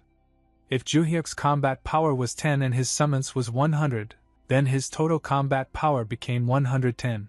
In other words, the summoner didn't have to fight personally. Especially not an irregular like him, who could summon even in reality. Somewhere, in another world, or perhaps a parallel universe, there had been a summoner with the same trait. That summoner had summoned Cossack before Juhyuk did. And he had died. His world was destroyed. Naturally, Cossack was worried. But Juhyuk was human too. He had just awakened. He had just tasted what it meant to feel like a real man. And now that he had an attack skill, he wanted to use it. Both of his summons were absolutely obedient, so persuasion might still work. He summoned both of them. Looking at John's face, Juhyuk wondered if he'd even slept. The man looked like stress had personally punched him all night. Juhyuk explained. "An attack skill can also be poison. Honestly, I was anxious even on the 20th floor. We were just lucky they were goblins." John grew serious. "I don't know about goblins, but orcs are a no-go. I'll apologize in advance. I'm about to commit a mortal sin. You're not planning to tie me up with a butterfly knot or something, are you?" "Of course not. However," John suddenly screamed at the top of his lungs. "Summon Principle, Article 3, activate. When Principle 1 and 2 conflict, Principle 1 takes priority." Meatball instantly grabbed Juhyuk in a tight hold. John smacked Meatball on the head. "Hold him after we enter the tower, you idiot! How many times do I have to say it?" After releasing Juhyuk, John said calmly, "Inside the tower, Meatball will restrain Summoner Bong for safety. I'll handle the clearing alone." Juhyuk's persuasion plan was collapsing. Left with no choice, he used his ultimate move. He teared up. With watery eyes, he pleaded, "Please, just this once. I'll take it easy from now on." John visibly wavered but clenched his teeth. I can't trust you." Juhyuk pressed on. "I swear. I'll bet everything I have. I won't ever run out alone again." "You mean it? But just one. Let me catch just one. Slowly and carefully. That's okay, right?" John sighed deeply. "Fine. But if it gets dangerous, I intervene immediately." With that deal, they entered the 21st floor. John explained that forest orcs were strong but stupid. Still smarter than Meatball, though. Meatball protested. John ignored him. Juhyuk held his staff and asked for 10 minutes of practice. John shrugged. "You can take 100. He pointed at Meatball. "We've got a training dummy." Juhyuk stared at him. "You want me to hit Meatball?" "Yes." "You're serious?" "Yes." 10 times. Meatball nodded enthusiastically. Juhyuk snapped. "If you keep this up, I'll charge alone." John immediately surrendered. "Fine. Let's go." The mission: defeat 30 forest orcs within 4 hours. John and Meatball charged ahead competitively. Meatball crushed multiple orcs at once with bulldozer-like punches, while John sliced through them with terrifying speed. Juhyuk was starstruck. At this rate, the floor would be cleared before he even touched one. Thankfully, John lured an orc towards him and said, "I'll watch from behind." As Juhyuk approached, the orc swung its axe, but Juhyuk was already gone. He leapt into the air and selected first form, soul-chasing thunderbolt. A simple vertical strike. But its power was anything but simple. Juhyuk crashed down, staff blazing with lightning, and smashed the orc's head in one decisive blow. That seemed too easy, so Juhyuk went in for one more. "You dream big, bro." Before he could even take 2 steps, Meatball smashed the orc aside with his leg. Both Meatball and John shot him deadly glares. Joo-hyuk wisely decided not to test his luck again and let the two of them finish clearing the 21st floor. They cleared one level per day for the next 3 days and were eager to tackle the 25th floor the following day. When he woke up, Joo-hyuk felt that catching only one orc at a time was starting to feel like torture. But building trust was more important for now.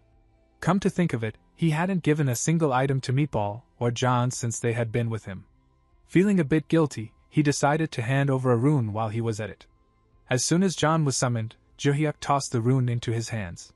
"Is this something to eat?" John asked instinctively. But after checking it properly, he was completely baffled by what his summoner had given him. Realizing that he would become an SSR once he used it, John was overwhelmed with excitement. More than receiving a gift, he was thrilled that he would become stronger and better able to protect Joo-hyuk. Seeing him like that made Joo-hyuk happy as well. "Do you want to start the upgrade right now?" Joo-hyuk asked. John did want to, but he said it would be too dangerous to rush it. Joo-hyuk was a little disappointed since he wanted to see the upgrade happen, but they agreed to proceed after clearing the 25th floor later that day.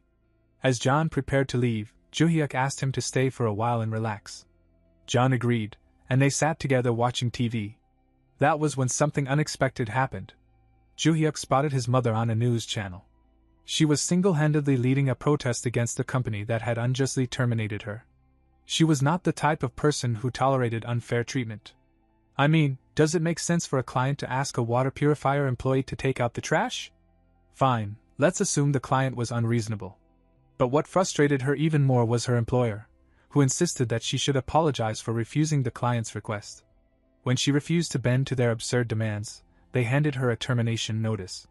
Now she stood alone, enduring the sneers of her former colleagues every day. She was so deeply frustrated that when a man approached her and introduced himself as attorney Lee Chang-suk from Park and Kim, she scowled at him, assuming the company was now trying to sue her. However, he clarified that it was the opposite.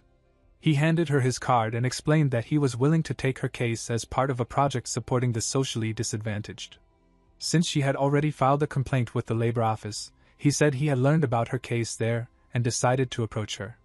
It sounded sketchy at first, but she eventually trusted him and agreed to accept his help. The lawyer began working immediately. He contacted the media, who had apparently been waiting for his signal, and soon her interview was broadcast all over television. Watching this, Joo-hyuk began to spiral.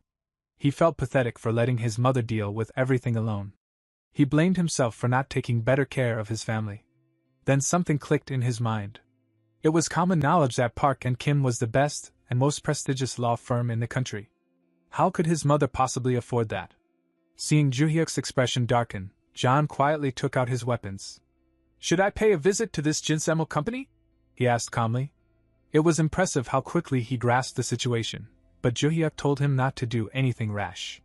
His mother had secured a more than capable lawyer. Joo-hyuk began calculating in his head.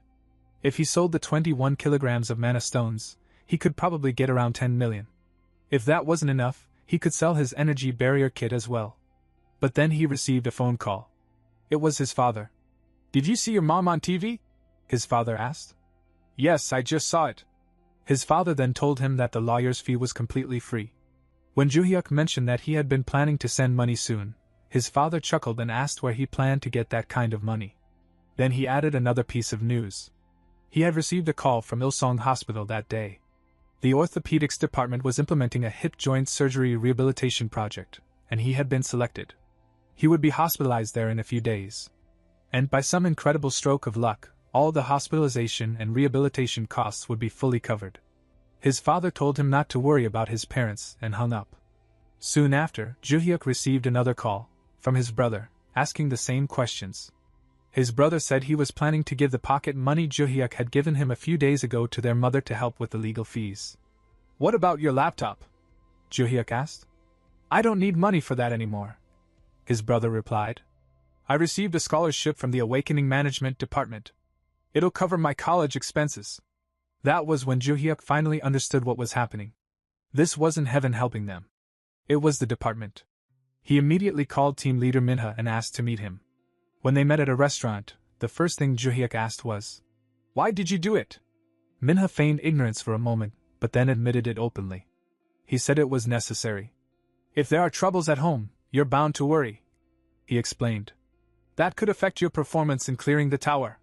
Joo-hyuk understood their concern, but handling everything without informing him felt excessive. Moreover, this kind of support was usually reserved for elite players. Manhwa seized the opportunity and slid an elite contract across the table. Then sign it, he said excitedly. This guy really came prepared, to scare Joo-hyuk to be precise. However, Joo-hyuk said he was not confident in his talent yet. Manhwa straightened up and asked if Joo-hyuk truly believed that.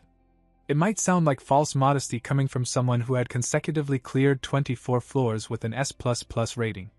But then Manhwa suddenly bowed to him and pleaded earnestly.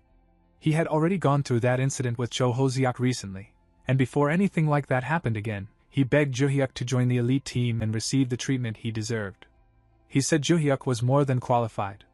Joo-hyuk quickly asked the team leader to sit down because he couldn't bear the embarrassment. He couldn't even imagine living a life where someone was constantly around him. He wasn't that kind of person. Most importantly, he didn't want his clears to be filmed. That was his biggest fear about signing the elite contract. He didn't want John and Meatball to be exposed or dragged into troublesome matters. Manhwa explained that the recording could be handled however Joo-hyuk preferred. Security arrangements could also be adjusted as much as he liked. Joo-hyuk didn't believe that for a second and asked how they could possibly adjust those things. Manhwa replied that Joo-hyuk could continue living alone as usual, but in a highly secured residence. Protection would only be provided during outside activities. If he wished, bodyguards could also be assigned to his family. After hearing this, Joo-hyuk tried his best not to waver. Manhwa continued saying that once he signed the elite contract, he would be provided with 2 houses, one for his family and one for himself. Now it was nearly impossible to refuse. He wanted to sign immediately, but he still had some doubts about whether the rules might change later. Manhwa seemed to understand from Joo-hyuk's expression that he had already accepted. He assured him not to worry, saying he had full authority granted by the commissioner. At last, Joo-hyuk picked up the pen and the contract to sign. But he backed off again, saying he needed time. He wanted some advice before making a final decision. The next day, when John appeared, Joo-hyuk's eyes were practically blinded by his new, shining power-up. "Turn it off. I can't see anything," Joo-hyuk said. John obediently returned to normal. "Are you not summoning Meatball?" John asked.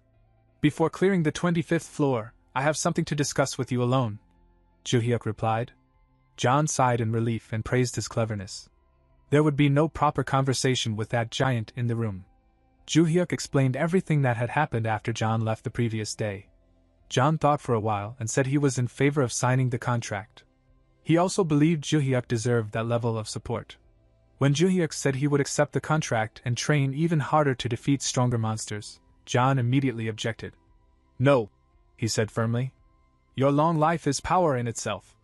He explained that in the place where he stayed when not summoned, there were many legendary grade summoned beings. If Joo-hyuk lived long enough, he could summon them all one day. There were even demigod-level monsters, existences that transcended human status. "I won't be able to summon those unranked beings," Joo-hyuk said. "Right now, yes," John replied. "But later, when your summoning ability increases, you will." He pleaded with Joo-hyuk to live a long life and consistently perform random summons. That was his ultimate skill, his true lethal move. Joo-hyuk began analyzing the situation. There were 19 days left until the next random summon. As he checked his stats, John added one more condition. "Before signing the contract, make one demand: climbing uncleared floors must be decided solely by you, without outside interference." He said this was extremely important. Otherwise, all kinds of trash would start complaining about why Joo-hyuk wasn't attempting the highest uncleared floors. He must never be pressured into climbing alone. If that condition was guaranteed, John believed accepting state support was a good decision. Joo-hyuk thanked him for the advice. After their discussion ended, John summoned Meatball. They greeted each other. Well, John did. Meatball ignored him. "Why aren't you greeting me?" John asked. "I don't greet just anyone," Meatball replied proudly. John immediately threatened him with his recent upgrade. Meatball tried to ignore him by muttering that assassins were bad. Joo-hyuk noticed that Meatball was avoiding eye contact with John, and secretly decided to give him the next rune he found. Then the 3 of them entered the 25th floor. The mission, defeat 100 orcs of any type and 1 orc great chieftain. Juhyuk was secretly planning to catch 1 or 2 more this time. On the other hand, John was excited to test his new upgrade. He told Meatball to go first and draw aggro while he warmed up a bit. This was the only order Meatball would happily accept from John.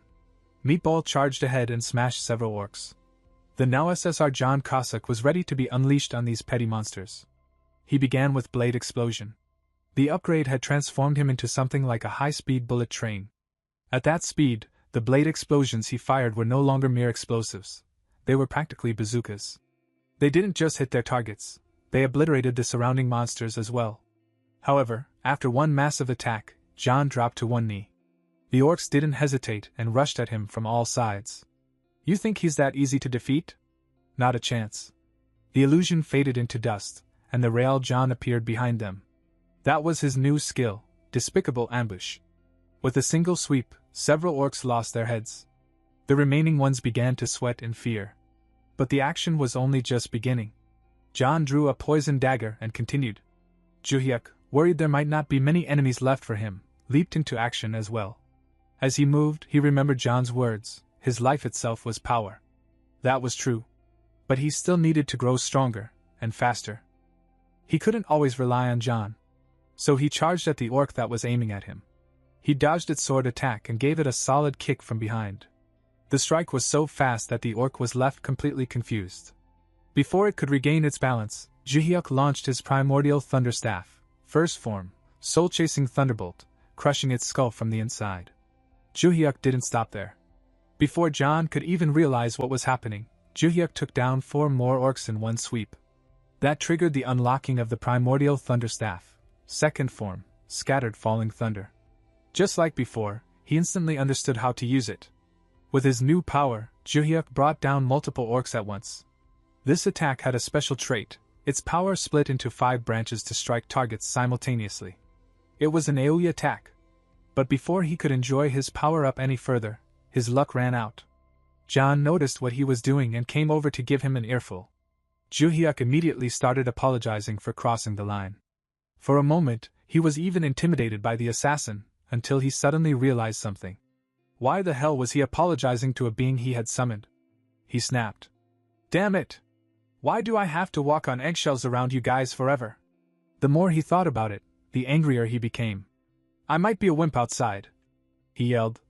But inside the tower, I'm a total alpha male. John started tearing up and said that no matter what, Juhyuk's safety was their first priority. But Juhyuk was fed up with this dominant-subordinate dynamic. In his rage, he shouted for the orc great chieftain to come out so he could smash its head with his newly acquired power.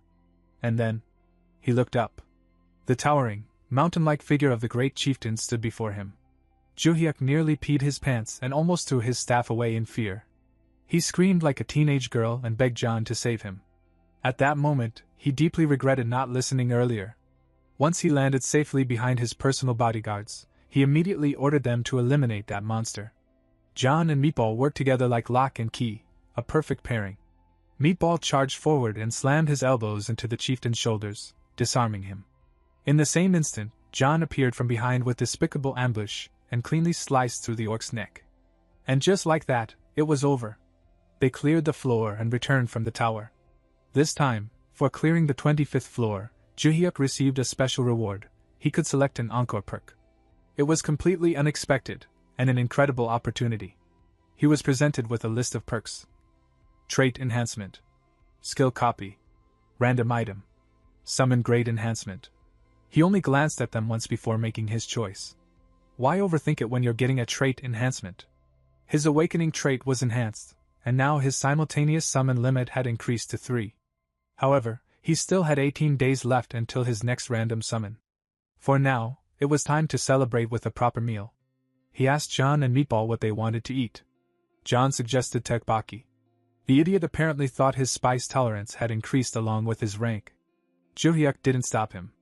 When the food arrived, John stared at it for a long time before finally taking a bite. He was proven utterly wrong.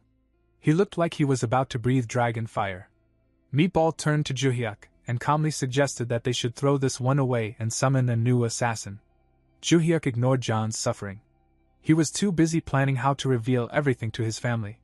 The next day, he visited his parents and brought beef to share with them. The moment his mother saw it, she started scolding him for wasting money. His father eventually convinced her to let it go and enjoy the meal their son had brought with so much love. She finally gave in and began preparing dinner. As they sat down to eat, Juhyuk revealed that he was now an awakener. Just like before, they didn't believe him and told him to stop joking and eat his food. So Juhyuk called team leader Minha and arranged everything for their relocation right in front of them. The very next day, they were taken to the apartment where they would be living.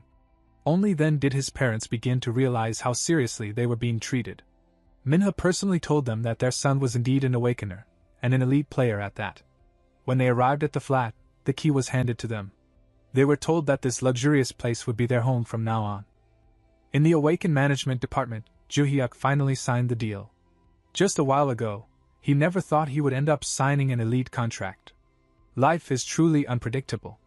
Team leader Gwangael said, "I apologize that we could only offer an annual salary of 2 billion won, as the starting salary for elite players is regulated. Honestly, someone like you, player Bang, should be receiving much more." Juhyuk thought to himself, only 2 billion more? I feel like my sense of reality is becoming numb. Then he replied, well, it was a choice I made myself. I'm just not comfortable with it being officially revealed that I'm an S++ rank record holder. If that happens, my personal information will be exposed too. If my face spreads across TV, social media, and other mass media, it might become difficult for my family to even go outside. Just imagining it is terrible. That's why I haven't even told my family that I'm an S++ rank record holder. Gwangael nodded and asked, come to think of it, did your family like the house? If anything is lacking, please feel free to tell us. No, it's more than enough, he replied.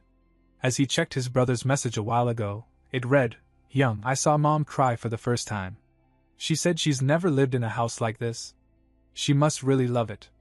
Anyway, my room is insane too, laptop, full gaming setup, everything. The TV is basically a movie screen. I thought I was going to faint. Didn't I tell you I love you? And it continued, but he didn't read the rest. Can it get any better than this? He thought. That might be greedy. Gwangael then showed Juhyuk his office cell, where he will be residing, and said that it's all ready. We've prepared it with full options, including appliances and furniture, so you can move in immediately. But are you really okay with a 2-bedroom unit? We can provide a larger size. Juhyuk liked it, and for him, it feels like a penthouse. Meanwhile, in the largest penthouse in Korea, located in Seoul, which belongs to a rank 1 player, 2 women were enjoying the view peacefully in the pool. Then he popped up from the water, saying, Beauties, how long are you just going to boringly swim? Shouldn't we go out and have some fun now? He is Yukiomin, rank 1 player. Trait, all-weapon warrior. Highest proficiency in all weapons. Possesses numerous AoE, lethal, and ultimate skills.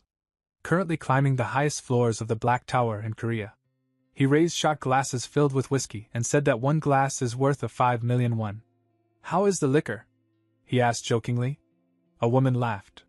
Oh my, what should I do if the alcohol tastes sweet today? I might end up drinking it all. Another person added, right. I was curious about something. Since you're a top player, you might know. Yu Kielman asked her, what is it? She asked who on earth is the record holder for consecutive S++ clears on the 25th floor? That's all people talk about these days. I'm really curious. He scoffed. What's so impressive about a measly 25th floor? I have no interest in some low-level punk like that. But she continued teasingly, oh, come on. An S++ clear is a world first. Aren't you curious that such a player exists in our country? Another woman tried to stop her, but before she could finish, he suddenly poured whiskey over her head. Go on.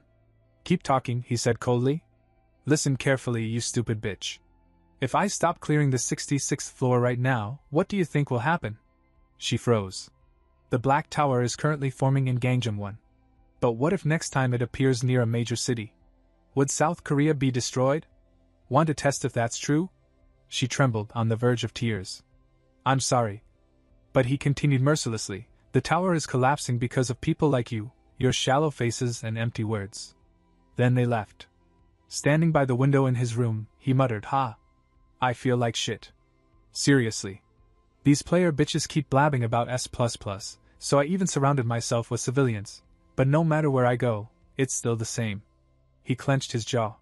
China contacted me again this month, just like last month. They offered 180 billion won annually. A mansion, caretakers, a private jet, treatment equal to a national leader. And Japan?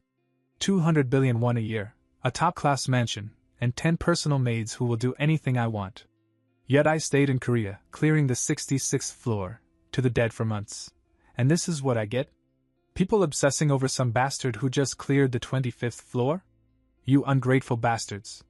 Should I just naturalize somewhere else? The 66th floor was no joke. The 60th floor marked the beginning of the undead section. On the 66th floor, specter masters appeared, ghostly beings so terrifying they made your body tremble just by looking at them. Physical attacks were useless. Only elemental attacks worked. Thinking they were like ordinary undead from fiction was a fatal mistake. Only those who had experienced the suffocating, demonic energy firsthand could understand. After just one attempt, you needed 3 days of rest to recover from the mental shock. Even with accessories, elixirs, and light attribute weapons from tower rewards, survival was barely possible. Clearing the 66th floor won't be possible for a while. He exhaled slowly. Naturalization.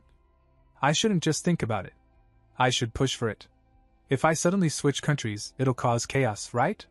The deadline was approaching. The 66th floor's collapse threshold had already passed halfway.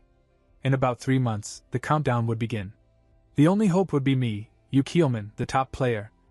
But by then, I won't even be in Korea. You idiots. Regret it. Despair, you ungrateful bastards. Back to Juhyuk, he ordered 10 fried chicken, to celebrate the new house.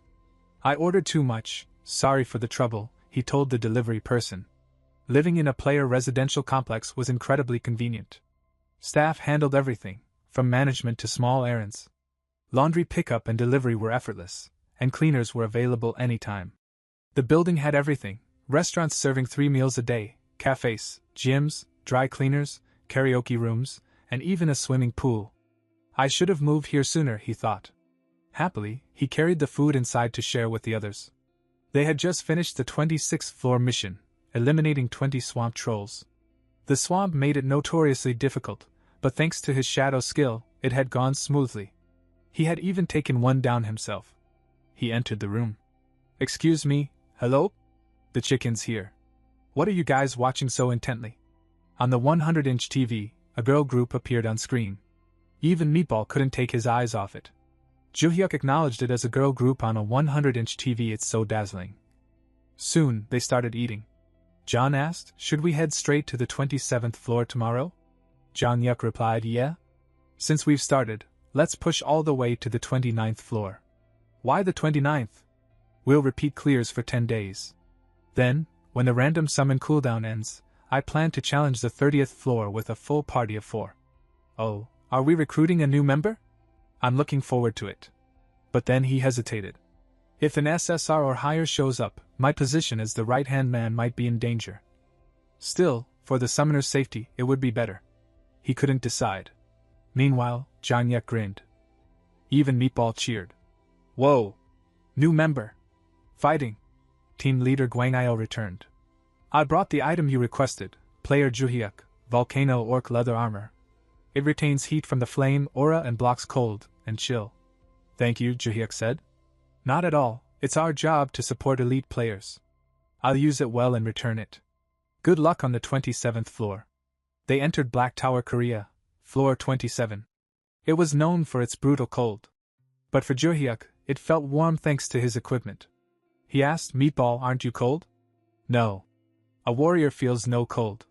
Meanwhile, John was visibly freezing. He was nearly frozen halfway through. Should I lend you my hood? Juhyuk asked. I'm fine, John replied. I can suppress the cold with magic. Juhyuk sighed. If only he had brains. Meatball would be a true SSR. John said if I move, it gets better, we should start hunting right away. He dashed forward. Jang-hyuk muttered, I thought Mr. Cossack had gone berserk because of the cold, but for me, it's like sitting under a heated blanket. Honestly, moving is annoying. Still, I should at least catch one.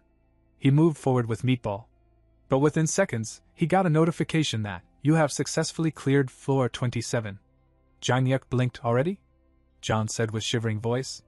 Summoner, I cleared it for you. In truth, he had done it for himself. Then a notification appeared. An item dropped. Tower exclusive Roland Kingdom Paladin Captain's Holy Sword. It was a two-handed sword, but badly worn out.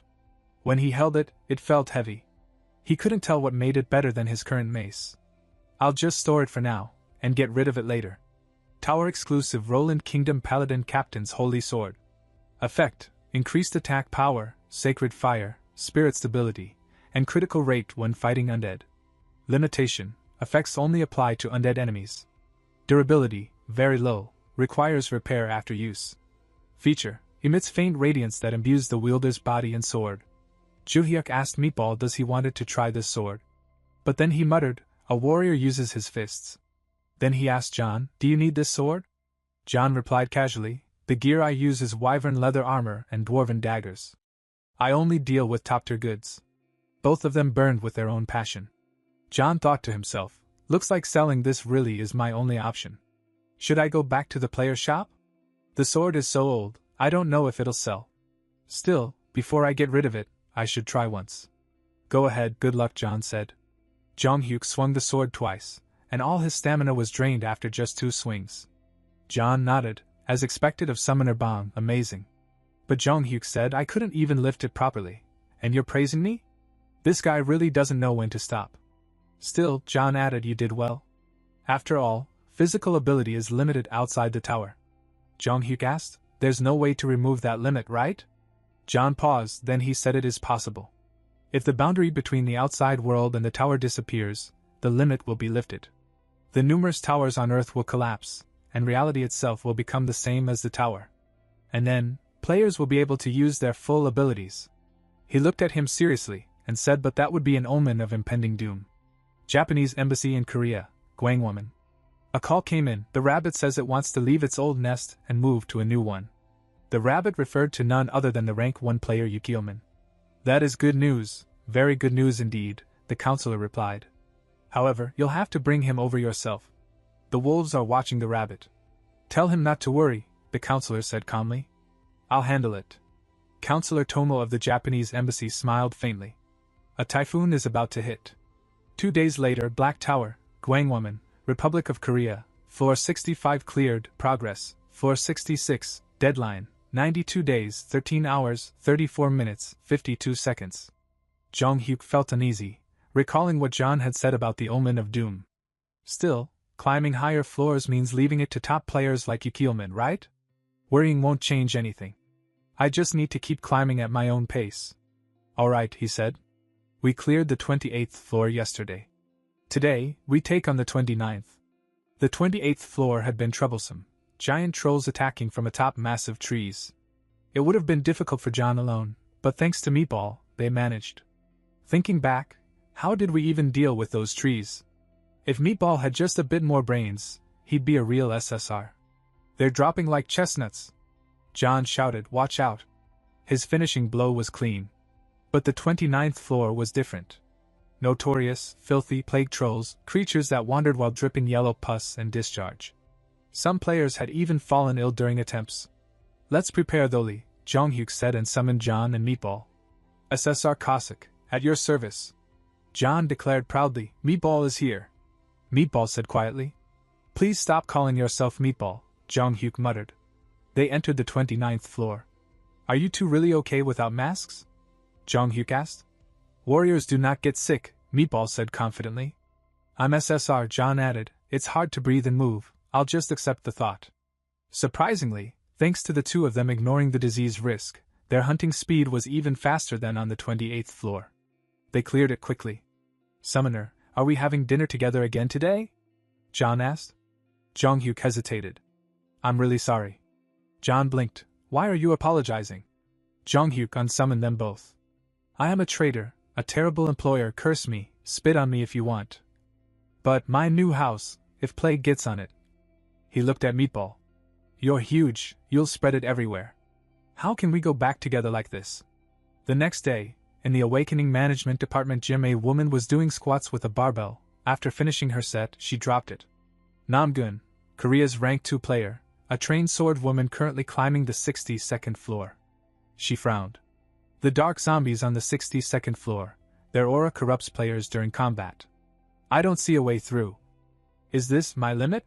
She clenched her fists. Even if it is, as an elite player, I have to push forward until my body breaks. She drank a protein supplement. At times like this, positivity is power. She prepared for another set. But suddenly, people rushed past her. Mina? What's going on? Did something happen? Mina replied hurriedly, Gun, haven't you seen the news yet? Yu Kielman, that bastard, a press conference was underway. Yu Kielman spoke coldly. The Awakening Management Department focuses only on policy, and has neglected the allied teams. The future of the Republic of Korea is grim. Therefore I, Yu Kielman, will leave Korea as of today, and continue as a Japanese player. The news shocked Jong Hyuk. Yu Kielman is naturalizing in Japan? Our country's top player? Team leader Gwang-il nodded. That's correct.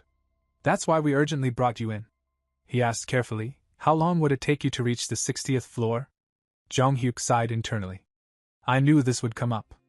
I'm currently on the 29th floor. Even if I clear a floor every day, it would take about 37 days to reach the 66th floor. The deadline is around 90 days, so it might seem possible. But realistically, it's difficult. For tough sections, I need at least 10 days of preparation. And according to my contract, climbing higher floors is entirely my decision.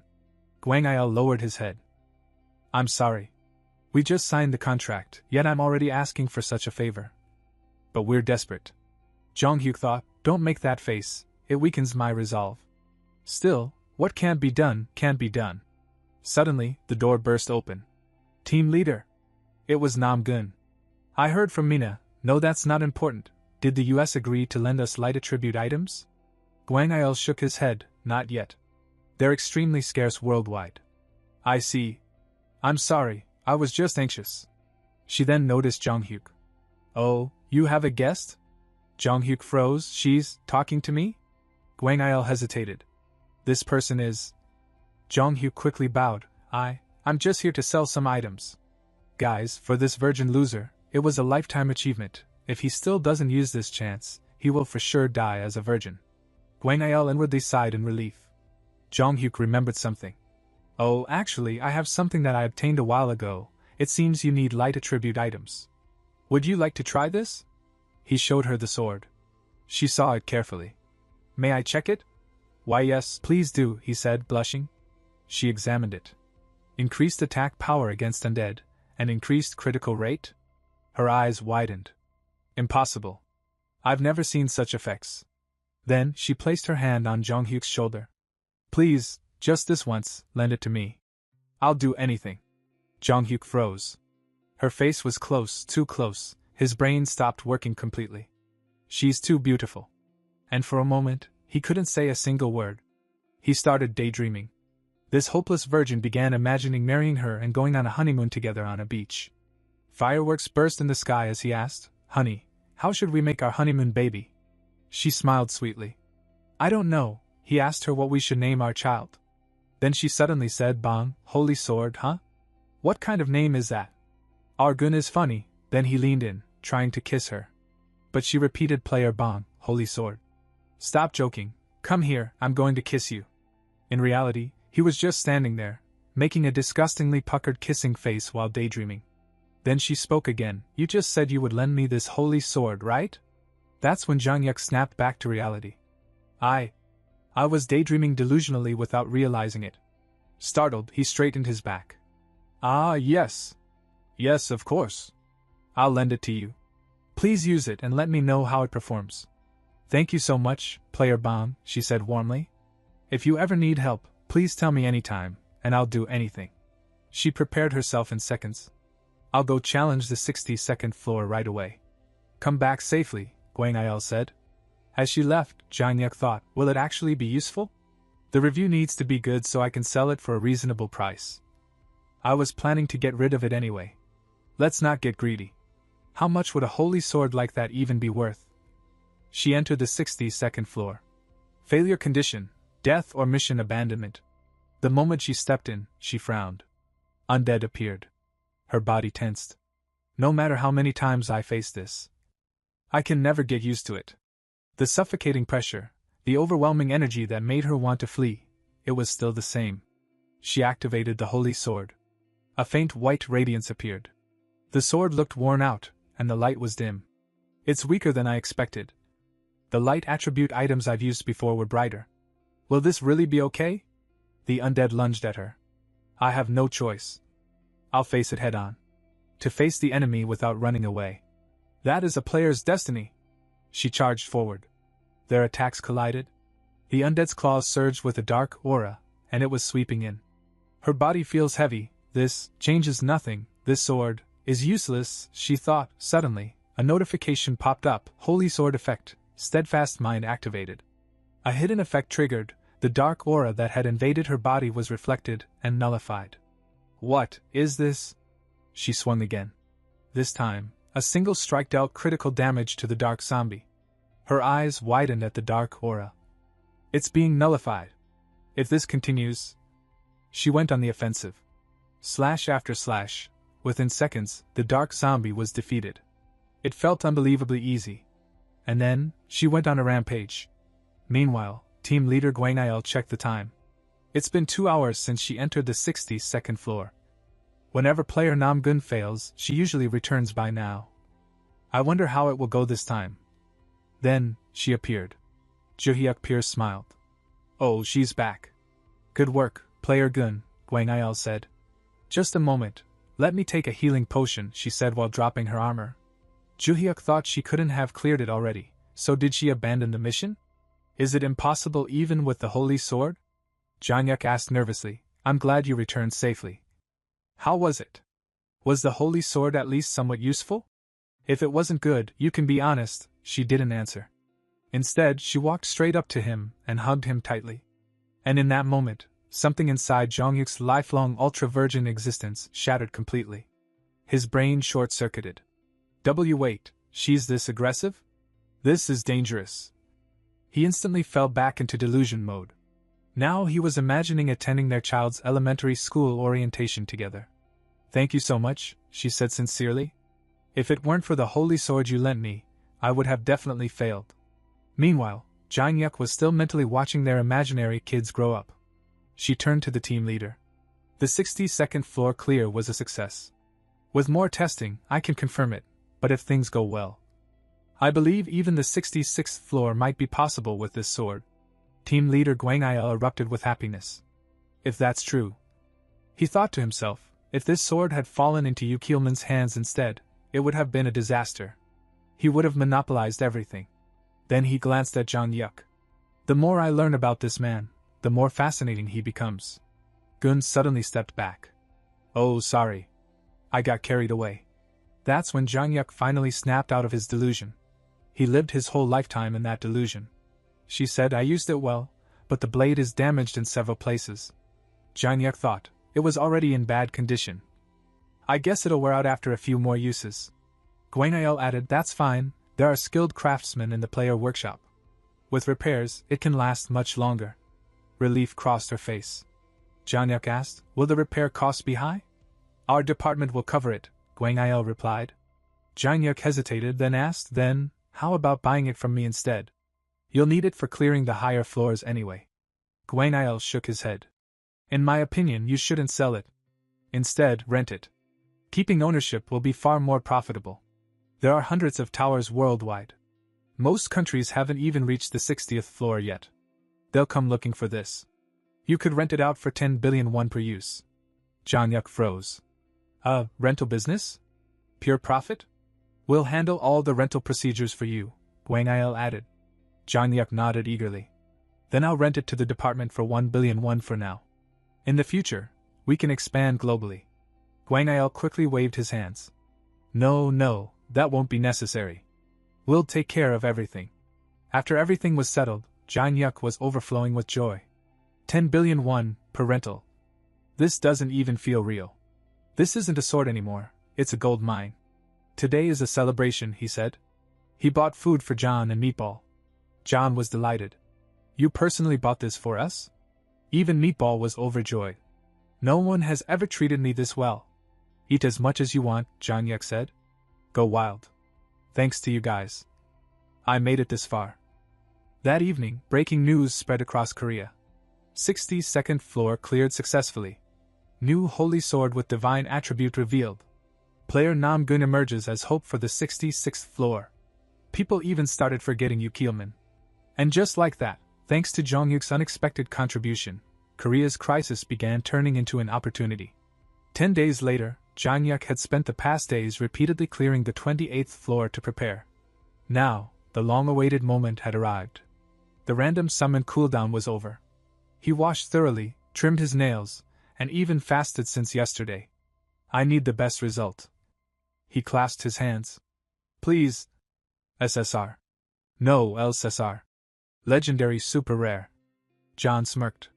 Don't worry. It'll turn out fine. Surely we won't get another one like Meatball. What's wrong with Meatball? Jongyuk replied. He helped us clear so many floors. John sighed. When he looked at Meatball, Meatball smiled brightly. Don't smile like that again, John muttered. It's unsettling. Focus! Jongyuk shouted, random summon. Please, be a good grade. A light appeared.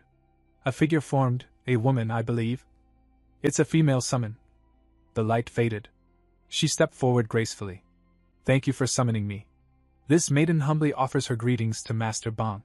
Her name, Jian Dao Rei, Grade SSR, Type Shaman. All three of them were surprised.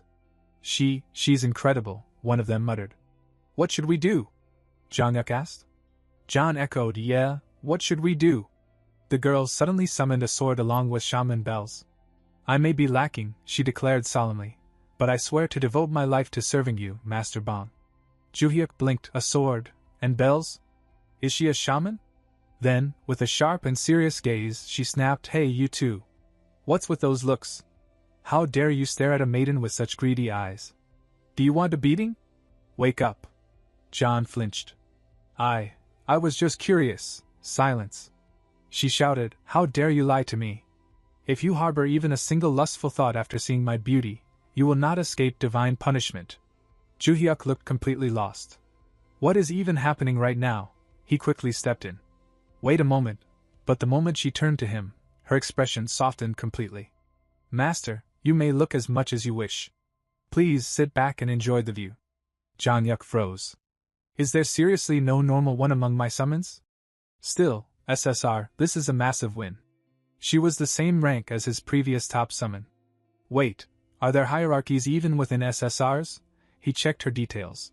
Name, Jian Dao Rei Grade SSR, Super Special Rare, Type, Priestess Affiliation, Imperial Shrine of the Heavenly Empire Manifestation Duration, 5 hours cooldown, 3 hours after dismissal. A strict, solemn, and authoritative High Priestess, the ultimate buzzkill type. Suddenly, Jongyuk was pulled into her memories. He saw a vast empire. She was the princess of a great empire. From a young age, she showed interest in shamanism and eventually became the imperial priestess. After her father's death, her younger brother took the throne, but he was soon murdered by their uncle, who usurped the crown. Consumed by rage, she swore revenge. She performed a forbidden ritual. A curse of death. Her uncle prepared defenses, even sacrificing others to redirect the curse.